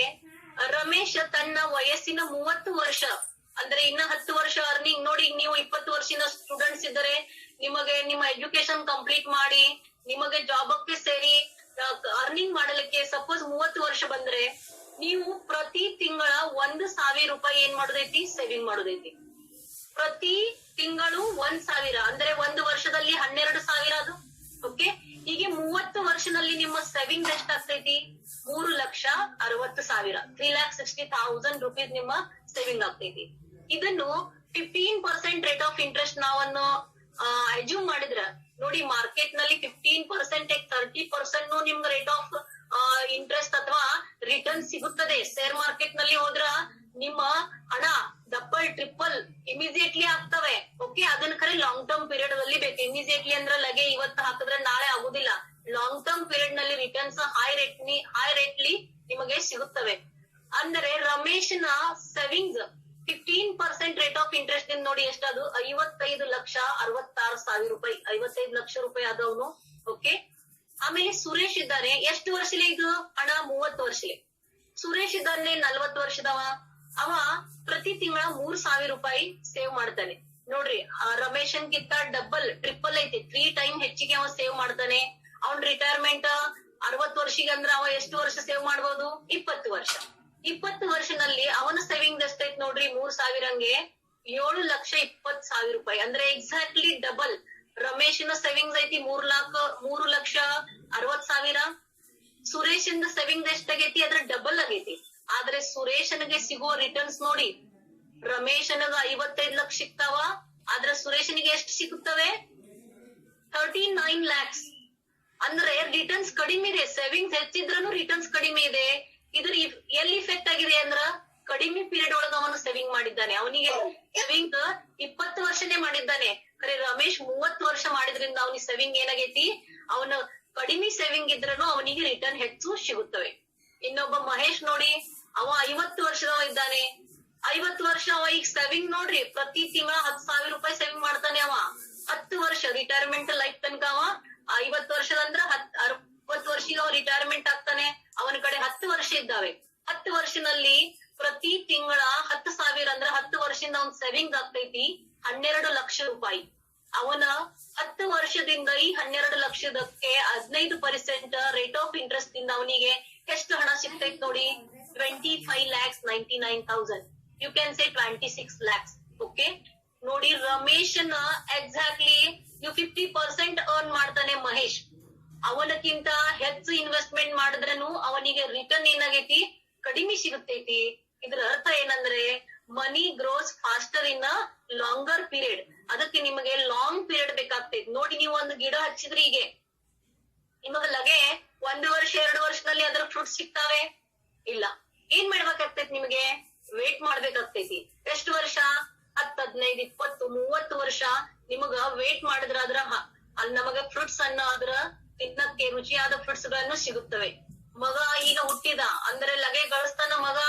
ಮಗನಿಗೆ ರೊಕ್ಕನ್ನು ಗಳಿಸ್ಬೇಕಾದ್ರೆ ಅವನಿಗೆ ಎಜುಕೇಶನ್ ತೆಗೆದುಕೊಂಡು 20-30 ವರ್ಷ ಆದ ಬಳಿಕ ಮಗ ಏನ್ ಮಾಡ್ತಾನ? ಗಳಿಸ್ತಾನ. ಅದೇ ತರ ನಾವು ನಮ್ಮ ಹಣವನ್ನು ಮಕ್ಕಳಂಗೆ ಇನ್ವೆಸ್ಟ್ಮೆಂಟ್ ಮಾಡಿದರೆ ನಮ್ಮ ಈ ಹಣ ಮಗ ಹೆಂಗ್ ರಿಟರ್ನ್ಸ್ ಕೊಡ್ತಾನ ತಮಗೆ, ಹಂಗ ಹಣ ತಮಗೆ ರಿಟರ್ನ್ಸ್ ಕೊಡಬಹುದು. Okay, next slide please. ನೋಡಿ, ಇದೊಂದು ರಿವರ್ಸ್ ಎಕ್ಸಾಂಪಲ್ ಐತಿ. ನಿಮ್ಗೆ 10 ವರ್ಷ ಇನ್ವೆಸ್ಟ್ಮೆಂಟ್ ಮಾಡ್ಬೇಕಾದ್ರೆ ನಿಮ್ಗೆ ಪ್ರತಿ ವರ್ಷ 55,500 ರೂಪಾಯಿ ಇನ್ವೆಸ್ಟ್ಮೆಂಟ್ ಮಾಡ್ಬೇಕಾಗ್ತದೆ. ನಿಮಗ್ ಕಡಿಮೆ ಪೀರಿಯಡ್ ಬೇಕಾದ್ರ ಸೇವಿಂಗ್ ಹೆಚ್ಚು ಮಾಡ್ಬೇಕಾಗ್ತೈತಿ. ಸಪೋಸ್ ರೇಟ್ ಆಫ್ ಇಂಟ್ರೆಸ್ಟ್ ನಾವು ಇಲ್ಲಿ ಅಸ್ಯೂಮ್ ಮಾಡ್ತೇವೆ 8%. 8% ರೇಟ್ ಆಫ್ ಇಂಟ್ರೆಸ್ಟ್ ದಿಂದ ನೀವು 10 ವರ್ಷ 55,000 ರೂಪಾಯಿ 500 ರೂಪಾಯಿ ಇನ್ವೆಸ್ಟ್ಮೆಂಟ್ ಮಾಡಿದ್ರೆ ನಿಮಗೆ 1 ಕೋಟಿ ರೂಪಾಯಿ ಸಿಗುತ್ತವೆ. ಓಕೆ, 10 ವರ್ಷದ ಮೇಲೆ. ಸಪೋಸ್ ಇದನ್ನೇ ನೀವು ಬರೀ 7,000 ರೂಪಾಯಿ 7,100 ರೂಪಾಯಿ ನೀವು ಇನ್ವೆಸ್ಟ್ಮೆಂಟ್ ಮಾಡಿದ್ರಿ, 30 ವರ್ಷ ತನಕ ಇನ್ವೆಸ್ಟ್ಮೆಂಟ್ ಮಾಡಿದ್ರಿ ಅಂದ್ರೂ ನಿಮ್ಗೆ ಎಷ್ಟು ರಿಟರ್ನ್ ಸಿಗ್ತವೆ? 1 ಕೋಟಿ ರೂಪಾಯಿ. ಅಂದ್ರೆ ಎಷ್ಟು ಇನ್ವೆಸ್ಟ್ಮೆಂಟ್ ಪೀರಿಯಡ್ ಲಾಂಗರ್ ಇರ್ತೈತಿ, ದೊಡ್ಡದಿರ್ತೈತಿ, ನಿಮ್ಮ ರಿಟರ್ನ್ ಏನಾಗ್ತವೆ? ಹೆಚ್ಚಾಗ್ತೈತಿ. ನಿಮ್ಮ ಸೇವಿಂಗ್ಸ್ ಕಡಿಮೆ, ಅದ್ರ ರಿಟರ್ನ್ ನಿಮ್ಗೆ ಅಷ್ಟೇ ಸಿಗ್ತೈತಿ. ನೋಡಿ, 10 ವರ್ಷದಲ್ಲಿ 55,000 ಬೇಕಾಗ್ತದೆ. ಅದನ್ನೇ ನೀವು 30 ವರ್ಷದ ಪ್ಲಾನ್ ಪ್ಲಾನ್ ತಗೊಂಡ್ರಿ ಅಂದ್ರೆ ನಿಮ್ಗೆ ಬರೀ ಒಂದು 7,000 ರೂಪಾಯಿ ನಿಮ್ಗ ಪ್ರತಿ ವರ್ಷ ಏನ್ ಮಾಡ್ಬೇಕಾಗ್ತೈತಿ, ಇನ್ವೆಸ್ಟ್ಮೆಂಟ್ ಮಾಡ್ಬೇಕಾಗ್ತೈತಿ. ಕರೆ ರಿಟರ್ನ್ಸ್ ನಿಮ್ಗ ಅಷ್ಟೇ ಸಿಗುತ್ತವೆ. Okay, next slide please. ಇಲ್ಲಿ ಒಂದು ನೋಡಿ ಎಕ್ಸಾಂಪಲ್ ಐತಿ. ನೀವು ಬರೀ 100 ರೂಪಾಯಿ ಸೇವ್ ಮಾಡೋದೈತಿ ಈ ವಯಸ್ಸಿನಲ್ಲಿ. ಈಗ ನಿಮ್ಗೆ 100 ರೂಪಾಯಿ ಸೇವ್ ಮಾಡೋದು ಆಗುತ್ತದೆ? ಎಲ್ಲರ ಆನ್ಸರ್ ಏನಿರ್ಬಹುದು? ಎಸ್. ಯಾಕಂದ್ರೆ ನೋಡಿ, ನಾವು net pack, data pack 250, 500 net pack ಅನ್ನ ಯೂಸ್ ಮಾಡ್ತೇವೆ. ನಮಗ 100 ರೂಪಾಯಿ ಸೇವ್ ಮಾಡೋದಾಗುದಿಲ್ಲ? ಡೆಫಿನೆಟ್ಲಿ ಆಗುತ್ತೈತಿ. ಸಪೋಸ್ ಇದು ಪ್ಲಾನ್ ನೋಡಿ ನಿಮ್ ಸಲುವಾಗಿ ಐತಿ. ಓಕೆ, ಸಪೋಸ್ ನೀವು ಪ್ರತಿ ತಿಂಗಳ 100 ರೂಪೀಸ್ 100 ರೂಪಾಯಿ ಸೇವ್ ಮಾಡಿದ್ರಿ, ವರ್ಷನಲ್ಲಿ ಎಷ್ಟಾಗ್ತವೆ ನೋಡಿ? 1,200. 10 ವರ್ಷದಲ್ಲಿ ಎಷ್ಟಾಗ್ತವೆ? 12,000. 12,000 ರೂಪಾಯಿ ರೇಟ್ ಆಫ್ ಇಂಟ್ರೆಸ್ಟ್ ನಾವು 12% ತಗೊಳ್ಳೋಣಂತ. 12% ರೇಟ್ ಆಫ್ ಇಂಟ್ರೆಸ್ಟ್ ದಿಂದ 10 ವರ್ಷದಲ್ಲಿ ನಿಮ್ಮ ಹಣ ಎಷ್ಟು ಬೆಳಿತೈತಿ ನೋಡಿ? 22,000 ಆಗ್ತೈತಿ. ಈಗ ನೀವು 10 ವರ್ಷದಿಂದ 20 ವರ್ಷದ ತನಕ ಸೇವ್ ಮಾಡಿದ್ರಿ ಅಂದ್ರೆ ನಿಮ್ಮ ಹಣ 10 ವರ್ಷದಲ್ಲಿ 12,000 ಸೇವ್ ಆಯ್ತು. 20 ವರ್ಷದಲ್ಲಿ ಎಕ್ಸಾಕ್ಟ್ಲಿ ಡಬಲ್ 24,000 ಆಯ್ತು. ಖರೆ ನಿಮಗೆ ಸಿಗುವ ರಿಟರ್ನ್ಸ್ ನೋಡಿ, 22,000 ಡಬಲ್ 44,000 ಆಗೈತೆ ನೋಡ್ರಿ. ಅಲ್ಲಿ ನಿಮಗೆ ಸಿಗುವ ಹಣ 92,000 ಅಂದ್ರೆ near to rupee 1 lakhs. Okay, near to rupees 1 lakhs ಆಗೈತಿ. ಅಂದ್ರೆ ಮನಿ ಹೆಂಗ್ ಬೆಳಿತೈತಿ ನೋಡ್ರಿ. ನಿಮ್ಮ ಹಣ ಲಾಂಗ್ ಟರ್ಮ್ ಪೀರಿಯಡ್ ನಲ್ಲಿ ರೇಟ್ ಆಫ್ ಅದ್ರದ್ದು ಗ್ರೋತ್ ಏನೈತಿ ಅಂದ್ರ ಹೈ ಐತಿ. ರೇಟ್ ಆಫ್ ಗ್ರೋತ್ ಏನೈತಿ? ಹೈ ಐತಿ. ಅದರದಿಂದ 22,000 ಎಲ್ಲಿ ನೋಡಿ? 92,000 ಎಲ್ಲಿ ನೋಡಿ? ಹೇಗೆ ಬೆಳಿತೈತಿ money? Multiple compound. Okay, multiple ಅಂದ್ರೆ ಗುಣಾಕಾರದಿಂದ ಮನಿ ಏನಾಗ್ತೈತಿ ನಿಮ್ದು ಬೆಳಿತೈತಿ. ನಿಮ್ಮ ಸೇವಿಂಗ್ ಅಡಿಷನ್ ಆಗ್ತವೆ, ಆದ್ರೆ ನಿಮಗೆ ಸಿಗೋ ರಿಟರ್ನ್ಸ್ ಮಲ್ಟಿಪ್ಲಿಕೇಶನ್ ನಲ್ಲಿ ಸಿಗುತ್ತವೆ. ಅದೇ ಉದಾಹರಣೆದಲ್ಲಿ ನೋಡಿ, ನೀವು 30,000 ರೂಪಾಯಿ ನೀವು 30 ವರ್ಷ ನೀವು ಇದನ್ನೇ ಪ್ಲಾನ್ ಅನ್ನು ಹಾಗೆ ಮುಂದುವರ್ಗಿಸಿದ್ರೆ ನಿಮ್ಮ ಸೇವಿಂಗ್ಸ್ 36,000 ಆಗಿವೆ. ಆದ್ರೆ ನಿಮಗೆ ಸಿಗುವ ರಿಟರ್ನ್ಸ್ ನೋಡಿ 3 ಲಕ್ಷ. 20 ವರ್ಷದಲ್ಲಿ 1 ಲಕ್ಷ ಆದ್ರೆ 30 ವರ್ಷದಲ್ಲಿ ಡಬಲ್ ಅಂದ್ರೆ 2 ಲಕ್ಷ ಆಗುದಿಲ್ಲ. ಎಷ್ಟಾದ್ರು ನೋಡಿ? 3 ಲಕ್ಷ ರೂಪಾಯಿ ಅದು. ಆಮೇಲೆ ಇದೇ ತರ ನಾವು ಇನ್ನೊಂದು 5 ವರ್ಷ 35 ವರ್ಷಕ್ಕೆ ಹೋದ್ರ ನಮಗ ಸಿಗುವ ರಿಟರ್ನ್ 5 ವರ್ಷದಿಂದ ಡಿಫ್ರೆನ್ಸ್ ಐತ್ ನೋಡಿ. ಈಗ 3 ಲಕ್ಷದ 4 ಲಕ್ಷ ಆಗಿಲ್ಲ. ರಿಟರ್ನ್ಸ್ ಎಷ್ಟ್ ಕಾಣ್ತವೆ ನೋಡಿ ನಿಮ್ಗಲ್ಲಿ? 5,51,000. ಅಂದ್ರ rate of return in long term period grows very high in multiplication rate. Multiplication ಅಲ್ಲಿ ಬೆಳೀತದಾವೆ. Next slide please. ಇದನ್ನ ನಾವು ಮಲ್ಟಿಪ್ಲಿಕೇಶನ್ ಅಂದ್ರೆ ಕಂಪೌಂಡ್ ರೇಟ್ ನಲ್ಲಿ ಸೇರಿದ. ಈಗ ಇನ್ನೊಂದು ಉದಾಹರಣೆ ನಾನ್ ನಿಮ್ಗೆ ಕೊಡ್ತೀನಿ ನೋಡಿ. ಪ್ರತಿ ವರ್ಷ ನಾನ್ ನಿಮ್ಗೆ 10,000 ರೂಪಾಯಿ ಕೊಡ್ತೀನಿ, ತಗೋತೀರಾ? ಪ್ರತಿ ವರ್ಷ ನಾನ್ ನಿಮ್ಗ 10,000 ರೂಪಾಯಿ ಕೊಡ್ತೀನಿ. ನಂದು ಒಂದು ಕಂಡೀಷನ್ ಐತಿ, ನನಗೆ ನೀವು at the end of the year, ವರ್ಷದ ನಂತರ 1 ರೂಪಾಯಿ ಇಂಟ್ರೆಸ್ಟ್ ಕೊಡ್ಬೇಕು. ಆಮೇಲೆ 2ನೇ ವರ್ಷನು ನಾನ್ ನಿಮ್ಗ 10,000 ರೂಪಾಯಿ ಮತ್ತೆ ಕೊಡಕ್ಕೆ ನೀವು ನನಗ ರೇಟ್ ಆಫ್ ಇಂಟ್ರೆಸ್ಟ್ ಏನೈತಲ್ಲ ಅದ್ರ ಡಬಲ್ ಕೊಡ್ಬೇಕು. ಅಂದ್ರೆ 1 ರೂಪಾಯಿ ಈಗ 2 ರೂಪಾಯಿ ಕೊಡ್ಬೇಕು. ನೋಡಿ ನಿಮ್ಗೆ ಸ್ಕ್ರೀನ್ ಮೇಲೆ ಕಾಣಿಸ್ತೈತಿ. 3 ವರ್ಷಕ್ಕ 4 ರೂಪಾಯಿ ತಗೊಳಕ್ಕೆ ನಾನು ನಿಮ್ಮ ಕಡೆಯಿಂದ, 7 ವರ್ಷಕ್ಕ 6ನೇ ವರ್ಷ 32 ಕೊಟ್ಟಿದ್ರೆ ಅದ್ರ ಡಬಲ್ ಅಂದ್ರೆ ನನ್ಗೆ ಎಷ್ಟು ಕೊಡೋರು ನೀವು? 64 ರೂಪಾಯಿ. ನಾನ್ ನಿಮ್ಗ 7 ವರ್ಷ ಅಂದ್ರ ಪ್ರತಿ ವರ್ಷ 10,000 ಅಂದ್ರೆ 7 ವರ್ಷ ಅಂದ್ರ 70,000 ರೂಪಾಯಿ ಕೊಡ್ತೀನಿ ನಾನ್ ನಿಮ್ಗ. ನೀವು ನನಗ 64 ರೂಪಾಯಿ ಕೊಡ್ತೀರಿ ಅದ್ರ ರಿಟರ್ನ್ಸ್. ಹೀಗೆ ನೋಡಿ 14 ವರ್ಷ ತನಕ ನಾನ್ ನಿಮ್ಗೆ ಕೊಟ್ಟಿನ ರೊಕ್ಕ, ನೀವು ನನ್ಗೆ 14ನೇ ವರ್ಷಕ್ಕೆ ಎಷ್ಟು ಕೊಡ್ತೀರಿ ರಿಟರ್ನ್ ಹೇಳಿ? 8,192 ರೂಪಾಯಿ. ಓಕೆ, ಇಲ್ಲಿ ತನಕ ಟೀಕ್ ಐತಿ. ಇನ್ನು ಮುಂದೆ ನೋಡಿ, ನೆಕ್ಸ್ಟ್ ಸ್ಲೈಡ್ ಪ್ಲೀಸ್. ರೂಪಾಯಿ ಕಂಪೌಂಡಿಂಗ್ ರೇಟ್ ಆಫ್ ಇಂಟ್ರೆಸ್ಟ್ ಇಂದ ಹಣ ಬೆಳೆಯುತ್ತೈತಿ. ಶೇರ್ ಮಾರ್ಕೆಟ್ ನಲ್ಲಿ, ಸ್ಟಾಕ್ ಮಾರ್ಕೆಟ್ ನಲ್ಲಿ ಹೀಗೆ ಹಣ ಏನಾಗ್ತೈತಿ? ಬೆಳಿತೈತಿ. ಅದ್ರ ಸಲುವಾಗಿ ನಮಗ ಜ್ಞಾನವಿದ್ರೆ, ನಮಗೆ ನಾಲೆಜ್ ಇದ್ರೆ ನಾವು ನಮ್ಮ ಹಣಕ್ಕೆ ಕೆಲಸಿಗೆ ಹಚ್ಚಬಹುದು. ನಾವು ಆರಾಮಾಗಿರುವುದು, ಹಣಕ್ಕೆ ಕೆಲಸಿಗೆ ಹಚ್ಚಿ ಬಿಡುವುದು, ಹಣನೇ ನಮಗೆ ಮತ್ತೆ ಹಣವನ್ನು ತಂದು ಕೊಡುತ್ತೈತಿ. ಈ ಪ್ರಕಾರ ಕಂಪೌಂಡ್ ರೇಟ್ ಆಫ್ ಇಂಟ್ರೆಸ್ಟ್ ದಿಂದ. Okay, next slide please. Sharmaji, next slide.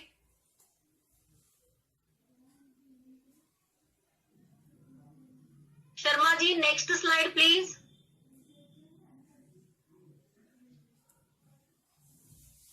Sharmaji,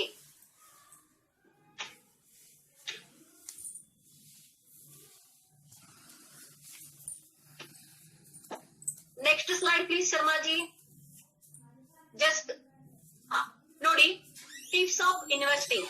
ಈಗ ನಾವು ಹಣವನ್ನು ಇನ್ವೆಸ್ಟ್ಮೆಂಟ್ ಮಾಡ್ಬೇಕಾದ್ರೆ ಹಿಂಗ್ ಕಂಪೌಂಡ್ ರೇಟ್ ದಿಂದ ನಮಗ ಹಣವನ್ನು ಇನ್ವೆಸ್ಟ್ಮೆಂಟ್ ಮಾಡ್ಬೇಕಾದ್ರ ಮೊದಲ ಇನ್ವೆಸ್ಟ್ಮೆಂಟ್ ಕೆಟಗರಿ ಇರ್ಬೇಕು. ಕೇಳಿ, ನಾವು 3 ಕೆಟಗರಿ.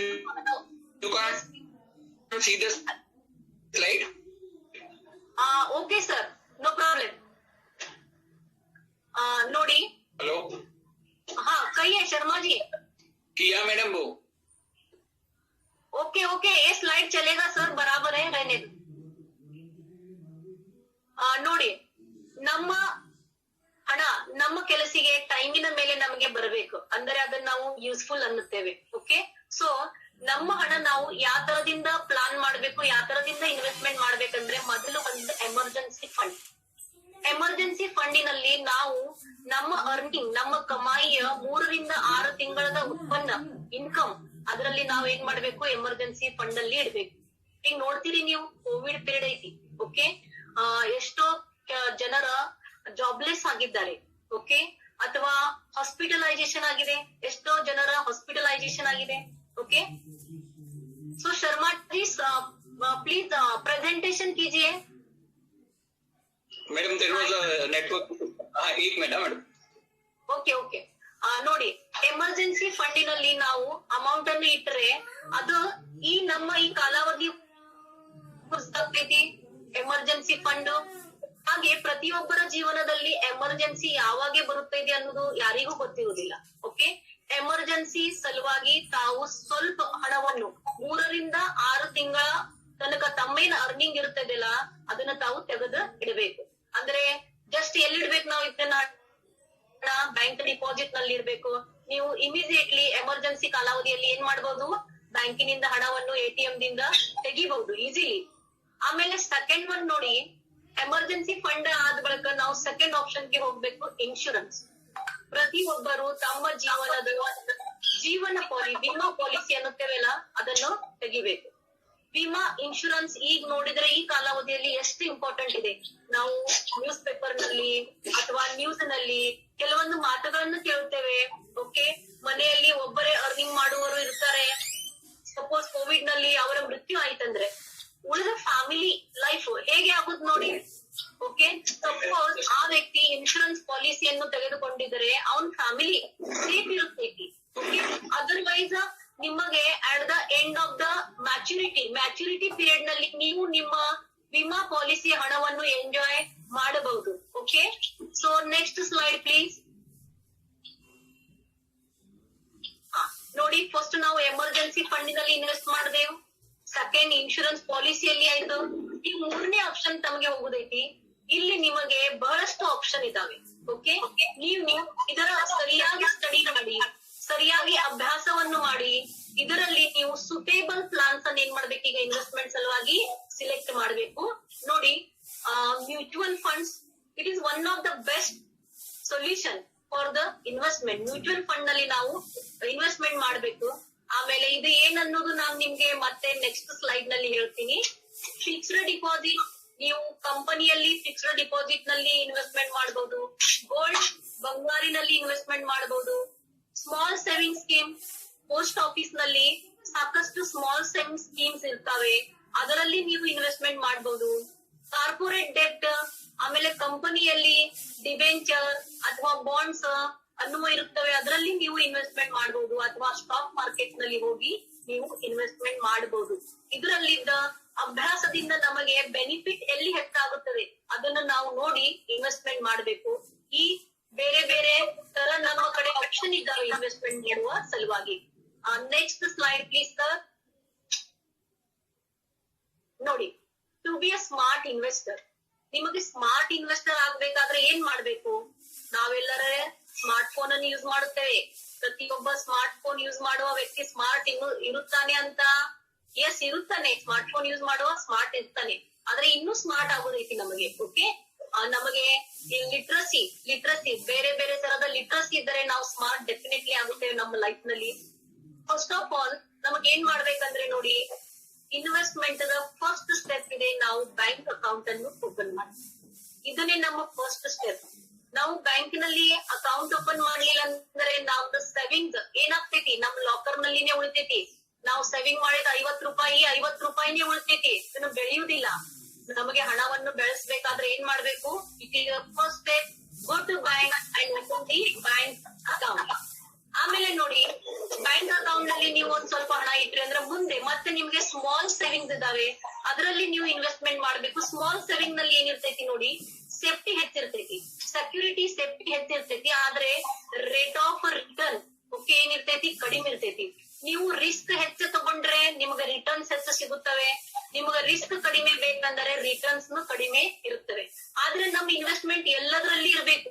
ಬರೀ ಹೆಚ್ಚು ರಿಸ್ಕ್ ತೆಗೆದುಕೊಂಡು ಹೆಚ್ಚು ಇನ್ವೆಸ್ಟ್ಮೆಂಟ್ ಮಾಡಿದ್ರೆ ಅಲ್ಲಿ ನಿಮ್ಗ ಲಾಸ್ನು ಆಗ್ಬಹುದು. ಅದ್ರ ಸಲುವಾಗಿ ನಿಮ್ಮ ಇನ್ವೆಸ್ಟ್ಮೆಂಟ್ ಎಲ್ಲ ಕಡೆ ನೀವು ಮಾಡಬೇಕು. ಓಕೆ, ಸೊ ನೀವು ಫಿಕ್ಸ್ಡ್ ಡಿಪಾಸಿಟ್ ನಲ್ಲಿ ಇರ್ಬೇಕು, ಕಂಪನಿ ಡಿಪಾಸಿಟ್ ನಲ್ಲಿ ನೀವು ಮಾಡಬಹುದು. ಆಮೇಲೆ ಗವರ್ಮೆಂಟ್ ಬಾಂಡ್ಸ್ ಇರುತ್ತವೆ, ಕೆವಿಪಿ ಅಂದರೆ ಕಿಸಾನ್ ವಿಕಾಸ್ ಪತ್ರ, ಆಮೇಲೆ national saving certificate, post office ನಲ್ಲಿ ಸಣ್ಣ ಬಚತಿನ ಸಲುವಾಗಿ ನೂರಾರು ಅವರ ಸ್ಕೀಮ್ ಇದ್ದಾವೆ. ಆ ಸ್ಕೀಮ್ ನಲ್ಲಿ ನಾವು ಇನ್ವೆಸ್ಟ್ಮೆಂಟ್ ಮಾಡಬಹುದು. Next slide please sir. ನೋಡಿ, ಇನ್ನು ಇನ್ವೆಸ್ಟ್ಮೆಂಟ್ ಅಪರ್ಚುನಿಟಿ ನಮ್ಮೆಲ್ಲರಿದೆ ಗೋಲ್ಡ್. ಗೋಲ್ಡ್ ಅಂದ್ರೆ ಹೆಣ್ಣು ಮಕ್ಕಳಿದ್ರೆ ಬಹಳ ಇಂಟ್ರೆಸ್ಟ್ ಗೋಲ್ಡಿನಲ್ಲಿ. ಓಕೆ, ಸೊ ಹೆಣ್ಮಕ್ಳು ಇದ್ರೆ ನಿಮ್ಮ ಮಹಿಳಾ ಮಹಾವಿದ್ಯಾಲಯ ಐತಿ. ಓಕೆ, ನಮ್ಗ ಗೋಲ್ಡ್ ಒಂದು ಬೇರೆನೆ ಆಕರ್ಷಣೆ ಇರ್ತೈತಿ. ಗೋಲ್ಡ್ ನಲ್ಲಿ ಇನ್ವೆಸ್ಟ್ಮೆಂಟ್ ಅಂದ್ರೆ ನೋಡಿ ಡೆಡ್ ಇನ್ವೆಸ್ಟ್ಮೆಂಟ್. ಓಕೆ, ಆಗ ನಾನ್ ನಿಮ್ಗೆ ಹೇಳ್ದಲ್ಲ, ನಿಮ್ಮ ಲಾಕರ್ ನಲ್ಲಿ ನೀವು 50 ರೂಪಾಯಿ ಇಟ್ಟರೆ 50 ರೂಪಾಯಿ ಉಳಿತೈತಿ. ಅದೇ ತರ ನೀವು ಬಂಗಾರದಲ್ಲಿ ಇನ್ವೆಸ್ಟ್ಮೆಂಟ್ ಮಾಡಿದ್ರೆ ಅದು ಬಂಗಾರ ಬೆಳೆಯುವುದಿಲ್ಲ ನೋಡಿ. ಓಕೆ, ನೀವು ಮತ್ತ ಅದನ್ನ ಮಾರಕ್ ಹೋದ್ರೆ ನಿಮ್ಗೆ ಮತ್ತ ಕಡಿಮೆ ರೇಟ್ ದಿಂದ ಆಮೇಲೆ ಅದಕ್ಕ ಮತ್ತ ಡಾಕ್ ಅಂತ ಹೇಳಿ ಮತ್ತ ಕಡಿಮೆ ಮಾಡಿ ನೀವು ಒಂದ್ 50,000 ರೂಪಾಯಿಯ ಬಂಗಾರವನ್ನು ಪರ್ಚೇಸ್ ಮಾಡಿದ್ರೆ ನೀವು ಮಾರಕ್ಕೆ ಹೋದ್ರೆ ನಿಮ್ಗೆ 50,000 ರೂಪಾಯಿ ಸಿಗುದಿಲ್ಲ, ಅದಕ್ಕ ಕಡಿಮೆನೆ ಸಿಗುತ್ತವೆ. ಓಕೆ, ಸಪೋಸ್ ನೀವು ಒಂದ್ ತೊಲಿ ಬಂಗಾರನ್ನು ಪರ್ಚೇಸ್ ಮಾಡಿದ್ರಿ, ಈಗ ಏನಾಗ್ತೈತಿ ನೋಡಿ, ಅದ್ರ ಕಾಳಜಿ ನಮಗೆ. ಓಕೆ, ಈಗ ನಾನು ಲಾಕರ್ ನಲ್ಲಿ ನಮ್ ಕಪಾಟ್ ನಲ್ಲಿ ನಮ್ಮ ಲಾಕರ್ ನಲ್ಲಿ ಇದ್ರ ಅದ್ರ ಕಾಳಜಿ ಅಂದ್ರೆ ಯಾವಾಗ ತುಡುಗ ಬರ್ತಾರ, ಓಕೆ ತುಡುಗ ಆಗ್ತೈತಿ ಅನ್ನೋದು ನಮಗ ಟೆನ್ಷನ್. ಅದ್ರಿಂದ ನಮ್ BP ಬೆಳಿತೈತಿ. ಬಂಗಾರದ ಧಾರಣಿ ಮಾರ್ಕೆಟ್ ನಲ್ಲಿ ಬೆಳಿತೈತಿ, ಕಪಾಟ್ ನಲ್ಲಿ ಇಟ್ಟ ಬಂಗಾರದ ಧಾರಣಿ ಹೊಸ ಬೆಳೆಯುವುದಿಲ್ಲ. ಅದ್ರ ಸಲುವಾಗಿ ನಾವು ಏನ್ ಮಾಡ್ಬೇಕಂದ್ರೆ ಬಂಗಾರವನ್ನು ಪರ್ಚೇಸ್ ಮಾಡೋಕ್ಕಿಂತ ಪೇಪರ್ ಗೋಲ್ಡ್ ಅನ್ನ ಏನ್ ಮಾಡ್ಬೇಕು, ಪರ್ಚೇಸ್ ಮಾಡ್ಬೇಕು. ಪೇಪರ್ ಗೋಲ್ಡ್ ಅಂದ್ರೆ ಇದು ಪೇಪರ್ ಅಂದ್ರೆ ಕಾಗದ ಅನ್ನತ್ತೇವೆ ನಾವು. ಪೇಪರ್ ಸ್ವರೂಪನಲ್ಲಿ ಇದು ಗೋಲ್ಡ್ ಇದೆ. ಇದಕ್ಕೆ ನಿಮಗೆ ಇಂಟ್ರೆಸ್ಟ್ ಸಿಗುತ್ತೈತಿ. ಓಕೆ, ಪ್ರತಿ ವರ್ಷ ನಿಮಗೆ ಇಂಟ್ರೆಸ್ಟ್ ಸಿಗುತ್ತೈತಿ ಅಂದ್ರೆ ನಿಮ್ಮ ಹಣ ಏನಾಗ್ತೈತಿ, ಬೆಳೆಯುತ್ತೈತಿ. ಓಕೆ, ಸೊ ಗೋಲ್ಡ್ ನಲ್ಲಿ ಫಿಸಿಕಲ್ ಗೋಲ್ಡ್ ಪರ್ಚೇಸ್ ಮಾಡೋಕ್ಕಿಂತ ನೀವ್ ಏನ್ ಮಾಡ್ಬೇಕು, ಪೇಪರ್ ಗೋಲ್ಡ್ ಅನ್ನು ಪರ್ಚೇಸ್ ಮಾಡ್ಬೇಕು.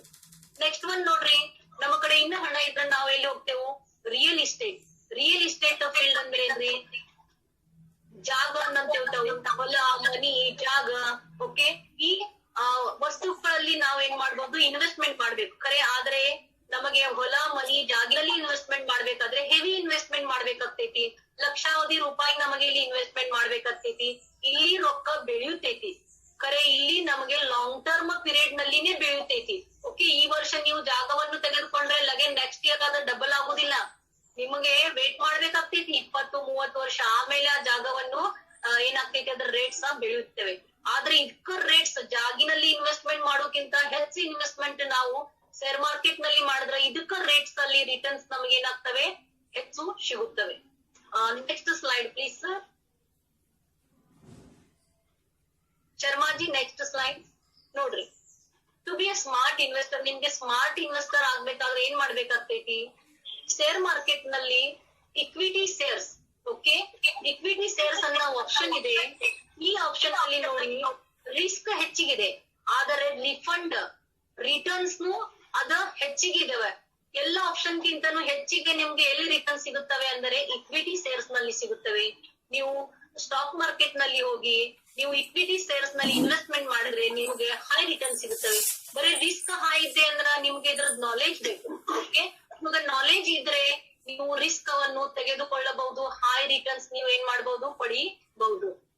Next slide sir. ಸೆಬಿ ಅಂದರೆ security exchange board of India. Security exchange board of ಇಂಡಿಯಾದ ಕೆಲಸ ಏನಂದ್ರೆ ಶೇರ್ ಮಾರ್ಕೆಟ್ ನಲ್ಲಿ ಆಗುವ ಎಲ್ಲ ವ್ಯವಹಾರಗಳ ಮೇಲೆ ನಿಯಂತ್ರಣವನ್ನು ಇಡುವುದು. ನಾವು ಸಮಾಜದಲ್ಲಿ ಇರುವವರು ಎಲ್ಲರೂ ಶೇರ್ ಮಾರ್ಕೆಟ್ ನಲ್ಲಿ ಹಣವನ್ನು ಇನ್ವೆಸ್ಟ್ಮೆಂಟ್ ಮಾಡಿ ಆದ್ರೆ ಕಂಪನಿಗಳನ್ನು ಬಂದ್ ಬಿದ್ದು ಎಲ್ಲಾರ ಹಣವನ್ನು ಲಾಸ್ ಆಯ್ತು ಅಂದ್ರೆ ಮಂದಿ ವಿಶ್ವಾಸ ಏನಾಗ್ತೈತಿ, ಕಡಿಮೆ ಆಗ್ತೈತಿ. ಜನರ ವಿಶ್ವಾಸವನ್ನು ಕಡಿಮೆ ಆಗಬಾರ್ದಂತ ಹೇಳಿ ಗವರ್ಮೆಂಟ್ ಆಫ್ ಇಂಡಿಯಾನೇ ಸೆಬಿ ಸ್ಥಾಪನೆ ಮಾಡಿ ಎಲ್ಲರ ಹಣಗಳ ಮೇಲೆ ನಿಯಂತ್ರಣ ಇರುವ ಸಲುವಾಗಿ ರೂಲ್ಸ್ ಅಂಡ್ ರೆಗ್ಯುಲೇಷನ್ಸ್ ಹಾಕಿ ಕೊಟ್ಟಿದ್ದಾರೆ. ಓಕೆ, ಈ ರೂಲ್ಸ್ ಅಂಡ್ ರೆಗ್ಯುಲೇಷನ್ ಪ್ರಕಾರ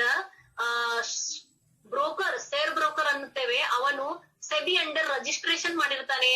ಆ ರಿಜಿಸ್ಟ್ರೇಷನ್ ಮಾಡಿದ ಶೇರ್ ಬ್ರೋಕರ್ ಕಡೆ ನಾವು ಡಿಮ್ಯಾಟ್ ಅಕೌಂಟ್ ಅನ್ನು ಅವನ ಥ್ರೂ ಏನ್ ಮಾಡ್ಬೇಕಂದ್ರ ತೆಗಿಬೇಕು. ಆಮೇಲೆ ಅವನ ಥ್ರೂ ಶೇರ್ ಬಜಾರದಲ್ಲಿ ಶೇರ್ ಮಾರ್ಕೆಟ್ ಅಲ್ಲಿಯ ವ್ಯವಹಾರವನ್ನ ಏನ್ ಮಾಡ್ಬೇಕು, ಭರಿಸಬೇಕು. Next slide sir.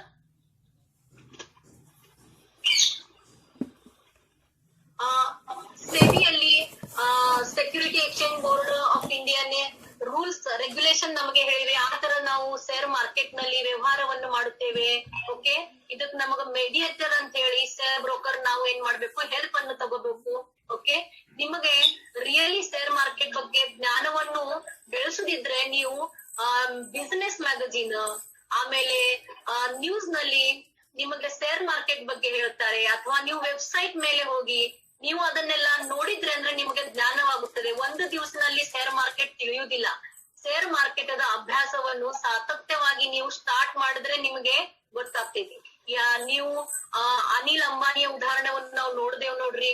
ಬಹಳ ಶ್ರೀಮಂತ ವ್ಯಕ್ತಿ ಇದ್ರನು ಅವನಿಗೆ ಹಣಕಾಸಿನ ಜ್ಞಾನ ಓಕೆ ಕಡಿಮೆ ಇದ್ದರೆ ಸ್ವಂತ ವ್ಯಕ್ತಿಗೆ ಅವನು ಟೋಟಲಿ ನಿಲ್ ಆಗಬಹುದು, ಓಕೆ ಜೀರೋ ಆಗಬಹುದು.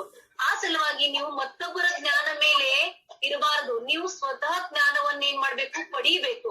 ಆ ಸಲುವಾಗಿ ನೀವು ಬೇರೆ ಬೇರೆ share market website, Bombay stock exchange ಇರ್ಲಿ ಅಥವಾ ಶ್ರೀಮಂತರಾಗುತ್ತಾರೆ, ಬಹಳ ಹಣವನ್ನು ಅವರು ಪಡೆಯುತ್ತಾರೆ. ನೀವು ಶ್ರೀಮಂತರಿದ್ರೂ ನಿಮಗೆ ಹಣದ ಮ್ಯಾನೇಜ್ಮೆಂಟ್ ಮಾಡಲಿಕ್ಕೆ ಬರ್ಲಿಲ್ಲ ಅಂದ್ರೆ ನೀವು ಏನಾಗಬಹುದು, ನಿಲ್ ಆಗಬಹುದು.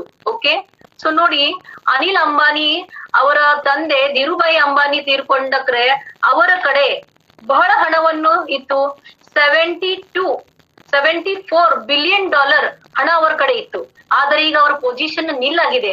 ಅಂದರೆ ಎಕ್ಸಾಕ್ಟ್ಲಿ ಏನಾಗಿದೆ, ಅವರ ಕಡೆ ಕೆಲಸ ಮಾಡಲು ಚಾರ್ಟರ್ಡ್ ಅಕೌಂಟೆಂಟ್ ಇದ್ದರು, ಆಮೇಲೆ ಸಾಲಿಸಿಟರ್ ಇದ್ದರು, ಓಕೆ ಲಾಯರ್ ಅಂತೇವ್, ವಕೀಲ್ ಅಂತೇವ್ ನಾವು ಅವರಿಗೆ ಅಡ್ವೈಸ್ ಮಾಡಕ್ಕೆ ಇಷ್ಟು 15 ಜನ ಇದ್ದರು. ಆಮೇಲೆ ಅವ್ರು ಹೇಗೆ ನಿಲ್ಲಾದ್ರಂದ್ರ ಕೇಳಿ, ಎಷ್ಟು ಜನರು ತಮಗೆ ಅಡ್ವೈಸ್ ಮಾಡೋರಿದ್ರು, ತಮಗ ಜ್ಞಾನ ಇರಬೇಕು.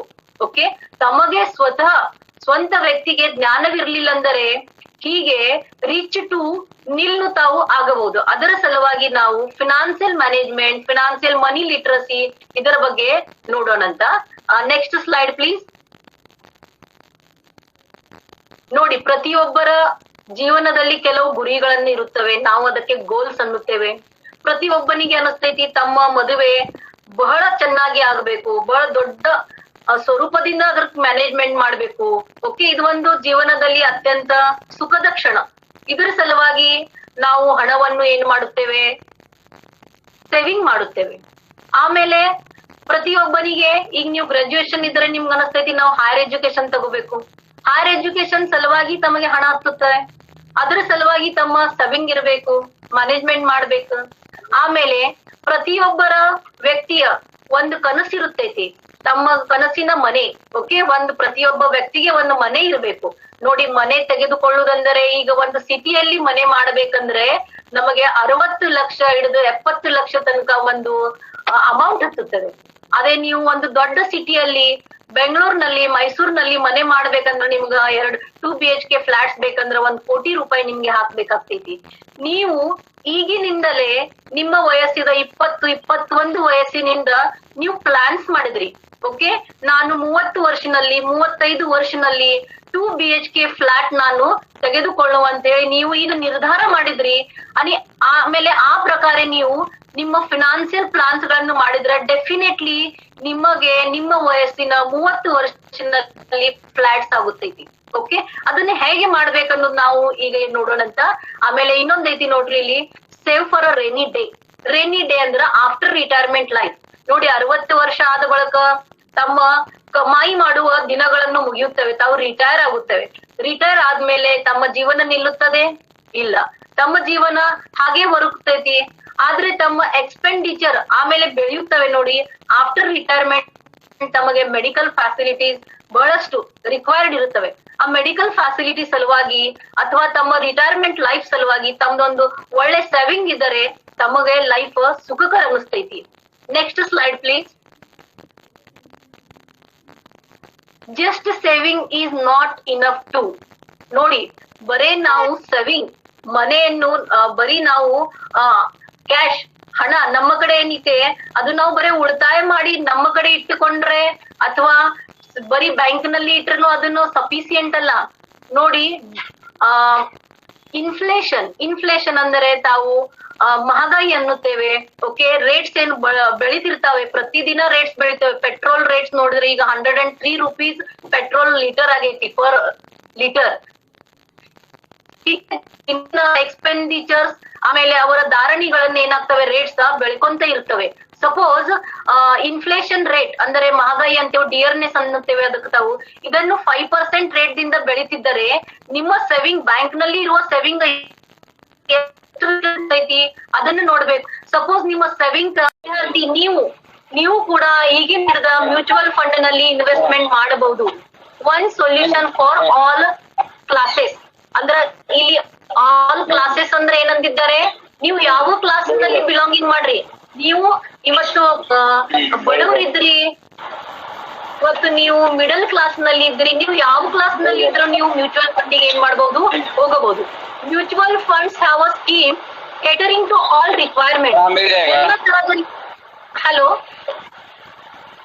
Any problem Sharmaji?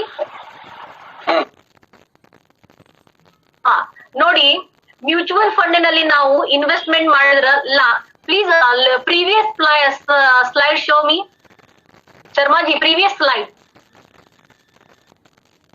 ನೋಡ್ರಿ, ಮ್ಯೂಚುವಲ್ ಫಂಡ್ ನಲ್ಲಿ ನಾವು ಹೋದ್ರೆ ನಮ್ಗೆ ಏನೇನ್ ಬೆನಿಫಿಟ್ ಆಗ್ತೈತೆ ಅಂತಾರ ನಾನು ನಿಮ್ಗೆ ಹೇಳ್ತೀನಿ.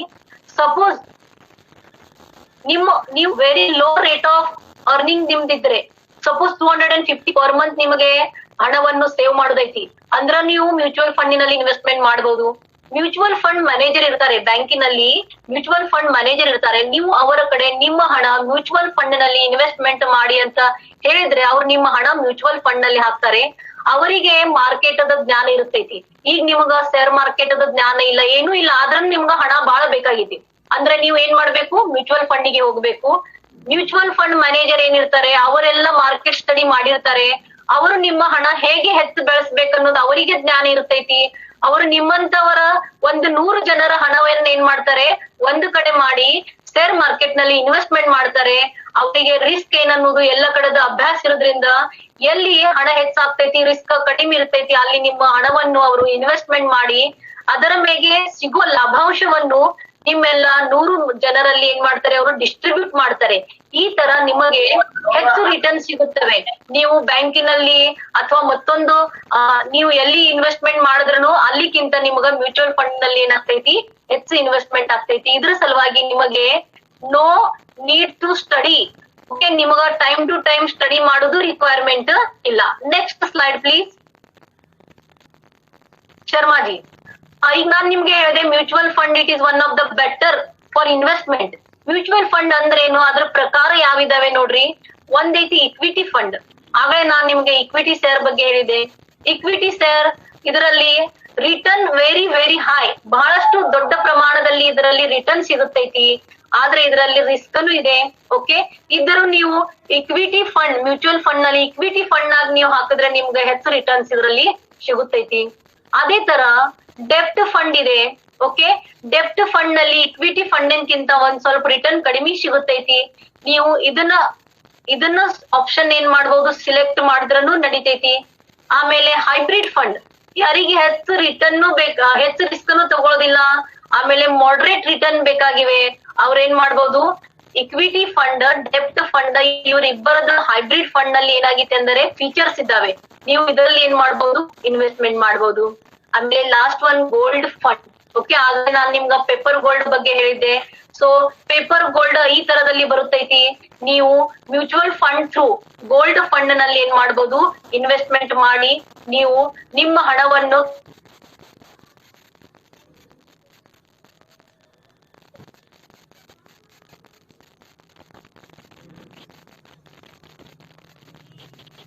ಇನ್ಕಮ್ ಟ್ಯಾಕ್ಸ್ ಆಕ್ಟ್ ನಲ್ಲಿ ಕೆಲವೊಂದು ಸೇವಿಂಗ್ಸ್ ನಲ್ಲಿ ಟೋಟಲಿ ಟ್ಯಾಕ್ಸ್ ಏನ್ ಮಾಡಿದ್ದಾರೆ ನಿಮಗೆ ಅಲ್ಲಿ ಟ್ಯಾಕ್ಸ್ 1 ರೂಪಾಯಿನೂ ಕೊಡುವುದು ಬಂದಿಲ್ಲ. ಅದರ ಸಲುವಾಗಿ ನೀವು ಈ ತರದ ಇನ್ವೆಸ್ಟ್ಮೆಂಟ್ ಅನ್ನು ನೋಡ್ಬೇಕು ಎಲ್ಲಿ ನಮಗೆ ಟ್ಯಾಕ್ಸ್ ಕೊಡುವುದಿಲ್ಲ. ಓಕೆ, ಆ ತರದ ಇನ್ವೆಸ್ಟ್ಮೆಂಟ್ ನೀವು ಚಾಯ್ಸ್ ಮಾಡಿದ್ರೆ ನಿಮಗೆ ರಿಟರ್ನ್ಸ್ ಹೆಚ್ಚು ಸಿಗುತ್ತವೆ. ಅಥವಾ ನಿಮಗೆ ರಿಟರ್ನ್ ಸಿಗೋದು 5%, ಆಮೇಲೆ ನಿಮ್ಗೆ ಟ್ಯಾಕ್ಸ್ 5% ಕೊಡ್ತಿತ್ತ, ನಿಮ್ಗೆ ರಿಟರ್ನ್ ಸಿಕ್ಕಂಗೆ ಆಗುತ್ತೈತೇನೋ? ಇಲ್ಲ, ನಿಮಗ್ ಬಂದ ಹಣ ನಿಮ್ದೆಲ್ಲ ಟ್ಯಾಕ್ಸ್ ನಲ್ಲಿನೇ ಹೋಗುತ್ತೈತಿ. ಆ ಟ್ಯಾಕ್ಸ್ ಜ್ಞಾನವನ್ನು ನಮಗ ಇರಬೇಕು. ಆಮೇಲೆ ಟ್ಯಾಕ್ಸ್ ನಲ್ಲಿ 80CC to 80U ತನಕ ಡಿಡಕ್ಷನ್ ಇದ್ದಾವೆ. ಅದರಲ್ಲಿ ಇನ್ವೆಸ್ಟ್ಮೆಂಟ್ಸ್ ಆಗಿ 80C, 80CCC, 80CCD ಈ ತರಹದ ಡಿಡಕ್ಷನ್ ನಮಗೆ ಸಿಗುತ್ತವೆ. ಆಮೇಲೆ what your equity share and equity for ಇದ್ರೆ ನಾವೇನ್ ಮಾಡ್ಬೇಕು, ಲಾಂಗ್ ಟರ್ಮ್ ಪೀರಿಯಡ್ ನಲ್ಲಿ ಅದನ್ನ ಇನ್ವೆಸ್ಟ್ಮೆಂಟ್ ಮಾಡ್ಬೇಕು. ಅಂದ್ರೆ ನಮಗ ಬೆನಿಫಿಟ್ ಹೆಚ್ಚಾಗ್ತೈತಿ. ಆಮೇಲೆ ಟ್ಯಾಕ್ಸ್ ಎಕ್ಸಂಪ್ಷನ್ ನಮಗ್ ಇದ್ರಲ್ಲಿ ಸಿಗುತ್ತೈತಿ. Next slide sir. ಕಾಷನ್ಸ್, ನಾವು ಯಾವ ಕಾಳಜಿಯನ್ನು ತೆಗೆದುಕೊಳ್ಳಿ ನೋಡಿ. Hard earn, be careful use while dealing with it. ನೀವು ಕಷ್ಟಪಟ್ಟ ಹಣವನ್ನು ನೀವು ಯೂಸ್ ಮಾಡುವಾಗ, ಇನ್ವೆಸ್ಟ್ಮೆಂಟ್ ಮಾಡುವಾಗ ಕೆಲವೊಂದು ಡೆಫಿನೆಟ್ ಕೇರ್ ಅನ್ನು ನೀವು ಮಾಡಬೇಕು. Never share your login. ನೋಡ್ರಿ, ಬರೀ fake mails, fake WhatsApp news ಬರುತ್ತವೆ. ನಿಮ್ಮ ಇಮೇಲ್ ID ಸೆಂಡ್ ಮಾಡಿ, ಓಕೆ, ನಿಮ್ಮ ಪಾಸ್ವರ್ಡ್ ಸೆಂಡ್ ಮಾಡಿ. ಈ ತರ ಬರುವ ಫೇಕ್ ನ್ಯೂಸ್ ಗಳನ್ನು ನೀವು ರೆಸ್ಪಾನ್ಸ್ ಮಾಡಬಾರ್ದು, ಅದಕ್ಕೆ ಮಾಡಬಾರ್ದು. ನಿಮ್ಮ ಪಾಸ್ವರ್ಡ್ ವನ್ನು ಶೇರ್ ಮಾಡಬಾರ್ದು. ಇವು ಶೇರ್ ಮಾಡಿ ನಿಮ್ಮ ಬ್ಯಾಂಕ್ ಅಕೌಂಟ್ ಅವ್ರು ಏನ್ ಮಾಡ್ತಾರ, ಫ್ರೀಜ್ ಮಾಡ್ತಾರ. ಓಕೆ, ಫ್ರೀಜ್ ಮಾಡಿದ್ರೆ ನಿಮ್ಗೆ ಅಕೌಂಟ್ ಯೂಸ್ ಮಾಡಕ್ಕೆ ಬರುವುದಿಲ್ಲ. ನಿಮ್ಮ ಎಲ್ಲಾ ಮನಿ ಹಣ ಏನಿರ್ತೈತಿ ಅದು ಟ್ರಾನ್ಸ್ಫರ್ ಮಾಡ್ತಾರೆ ಅವರು ತಮ್ಮ ಅಕೌಂಟಿಗೆ.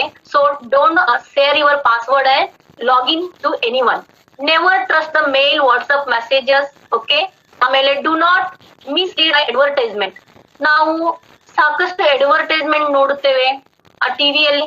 ಆಮೇಲೆ ನಮಗೆ ಮ್ಯಾಗಝಿನ್ ನಲ್ಲಿ ಅಡ್ವರ್ಟೈಸ್ಮೆಂಟ್ ಕಾಣುತ್ತೆ. ಹೇಳಿರ್ತಾರೆ ನಿಮ್ಮ ಹಣ 1 ವರ್ಷದಲ್ಲಿ ಡಬಲ್ ಮಾಡುತ್ತೇವೆ ನಾವು, ನಮ್ ಕಡೆ ಇನ್ವೆಸ್ಟ್ಮೆಂಟ್ ಮಾಡಿದ್ರೆ ನೀವು ಡಬಲ್, ನಿಮಗೆ 1 ವರ್ಷದಲ್ಲಿ ಹಣ ಸಿಗುತ್ತದೆ. ಸೊ ಡಬಲ್ ಆಗೋದಿಲ್ಲ. ನಾವು ಹೀಗೆ ನೋಡಿವೆ, ಹಣ ಮಲ್ಟಿಪಲ್ ನಲ್ಲಿ ಬೆಳಿತೈತಿ.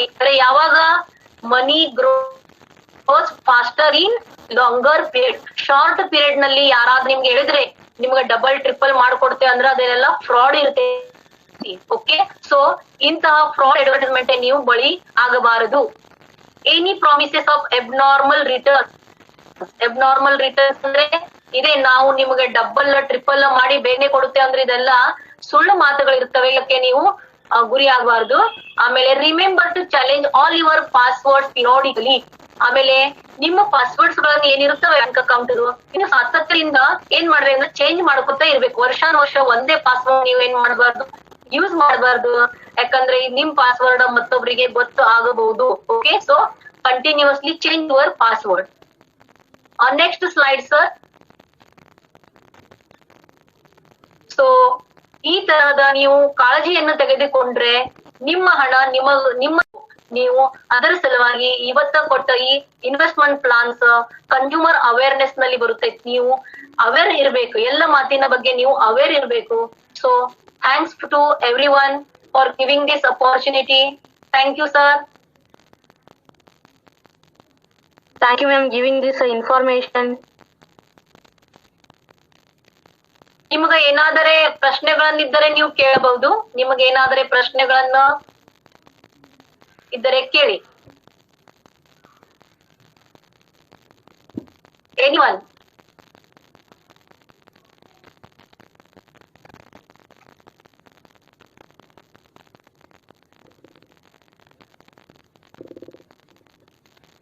No, madam. Yes, anyone? Okay, thank you sir. Thank you, madam. We are enjoying your lecture. We are full knowledge for financial literacy. Now, Pandey sir. Yes, sir. Sir, now the closing the program. Vote for thanks. Okay, vote for thanks. Now, our senior lecturer, Professor S.S. Upnal Madam, will give the vote of thanks. Over to Upnal Madam. Okay, sir. Good 1 minute, sir. afternoon. 1 minute, sir. Sir feedback दिया गया है chat पे, उनको WhatsApp पे भी जाएगा, तो उसको फिल करके भर के बोलिए भेजने के लिए. ಓಕೆ ಓಕೆ ವಿದ್ಯಾರ್ಥಿಗಳು ಈ ಸದ್ಯ ನಾವು ಫೀಡ್ಬ್ಯಾಕ್ ಫಾರ್ಮ್ ಕೊಡ್ತೀವಿ, ಅದು ನಿಮ್ಮ ವಾಟ್ಸ್ಆಪ್ ಕಳ್ಸಿರೋದ ಅದನ್ನ ನೀವು ಫಿಲ್ಅಪ್ ಮಾಡಿ ಸಬ್ಮಿಟ್ ಮಾಡಿದ್ರೆ ನಿಮ್ಗೆ ಸರ್ಟಿಫಿಕೇಟ್ ನಿಮ್ಮ ಇಮೇಲ್ಗೆ ಬರ್ತದೆ. Madam please. Yes, sir. Madam. Yes, sir. Yes, sir. Good afternoon. It's an honor to have been asked to offer a vote of thanks on the occasion of this webinar. On behalf of my college and the entire faculty members and students, here I express my heartfelt thanks to both the resource persons, the respected Shri T.R. Pandit sir and Srimati Indumati madam, for sharing their graceful words with us on the topic consumerism and financial literacy with the help of different presentation tools. It is very much essential in this COVID period, sir. In the whole program, we get the knowledge about what is consumerism and what are their rights, how we can get justice in case of frauds. And Srimati Indumati madam has very well explained about financial literacy. Why to save, when to save, where to save, what are the basic principles of investment and what are the different ways of investment, etc. were narrated very effectively and really beneficial to us, madam. Here, I also thank their subordinates, Sri Anandji and Sri Sharmaji, for their help to make this program successful. I want to extend my generous thanks to the president of this webinar and the chairman of our society, Sri M.V. Patil, Vice Chairman Sri G.M. Bora, Secretary Sri A.V. Bijja, and College Chairman Sri Shanapati for their support and cooperation. I am delighted to thank our beloved principal Sri B.B. Sugnar and the NAC coordinator Srimati R.B. Bhatt and Srimati S.R. Kalyan Shetty for taking initiation in organizing this very useful webinar. I must thank our teachers and non-teaching staff for their leading role in inspiring the students to participate in this webinar and to acquire the knowledge. I must thank to all the students community of our college for such an appreciating involvement in the webinar. Thank you. Thank you one and all, sir. Thank you, sir. Thank Thank you, madam. Thank you, madam. Okay. Anandji and Pandey sir, all thank you, sir. Indumati madam. Thank you very much, sir. Thank you. Okay sir, thank you. आपने बहुत अच्छा ढंग से organise किया और attendance भी अच्छा रहा. अच्छा, एकदम बेस्ट था, मूड में बेस्ट था. सर हमको रजिस्ट्रेशन का लिस्ट लिंक भेजिए सर. हाँ, भेज देंगे. आपके ईमेल पे चला जाएगा. अच्छा sir, thank you. Okay sir.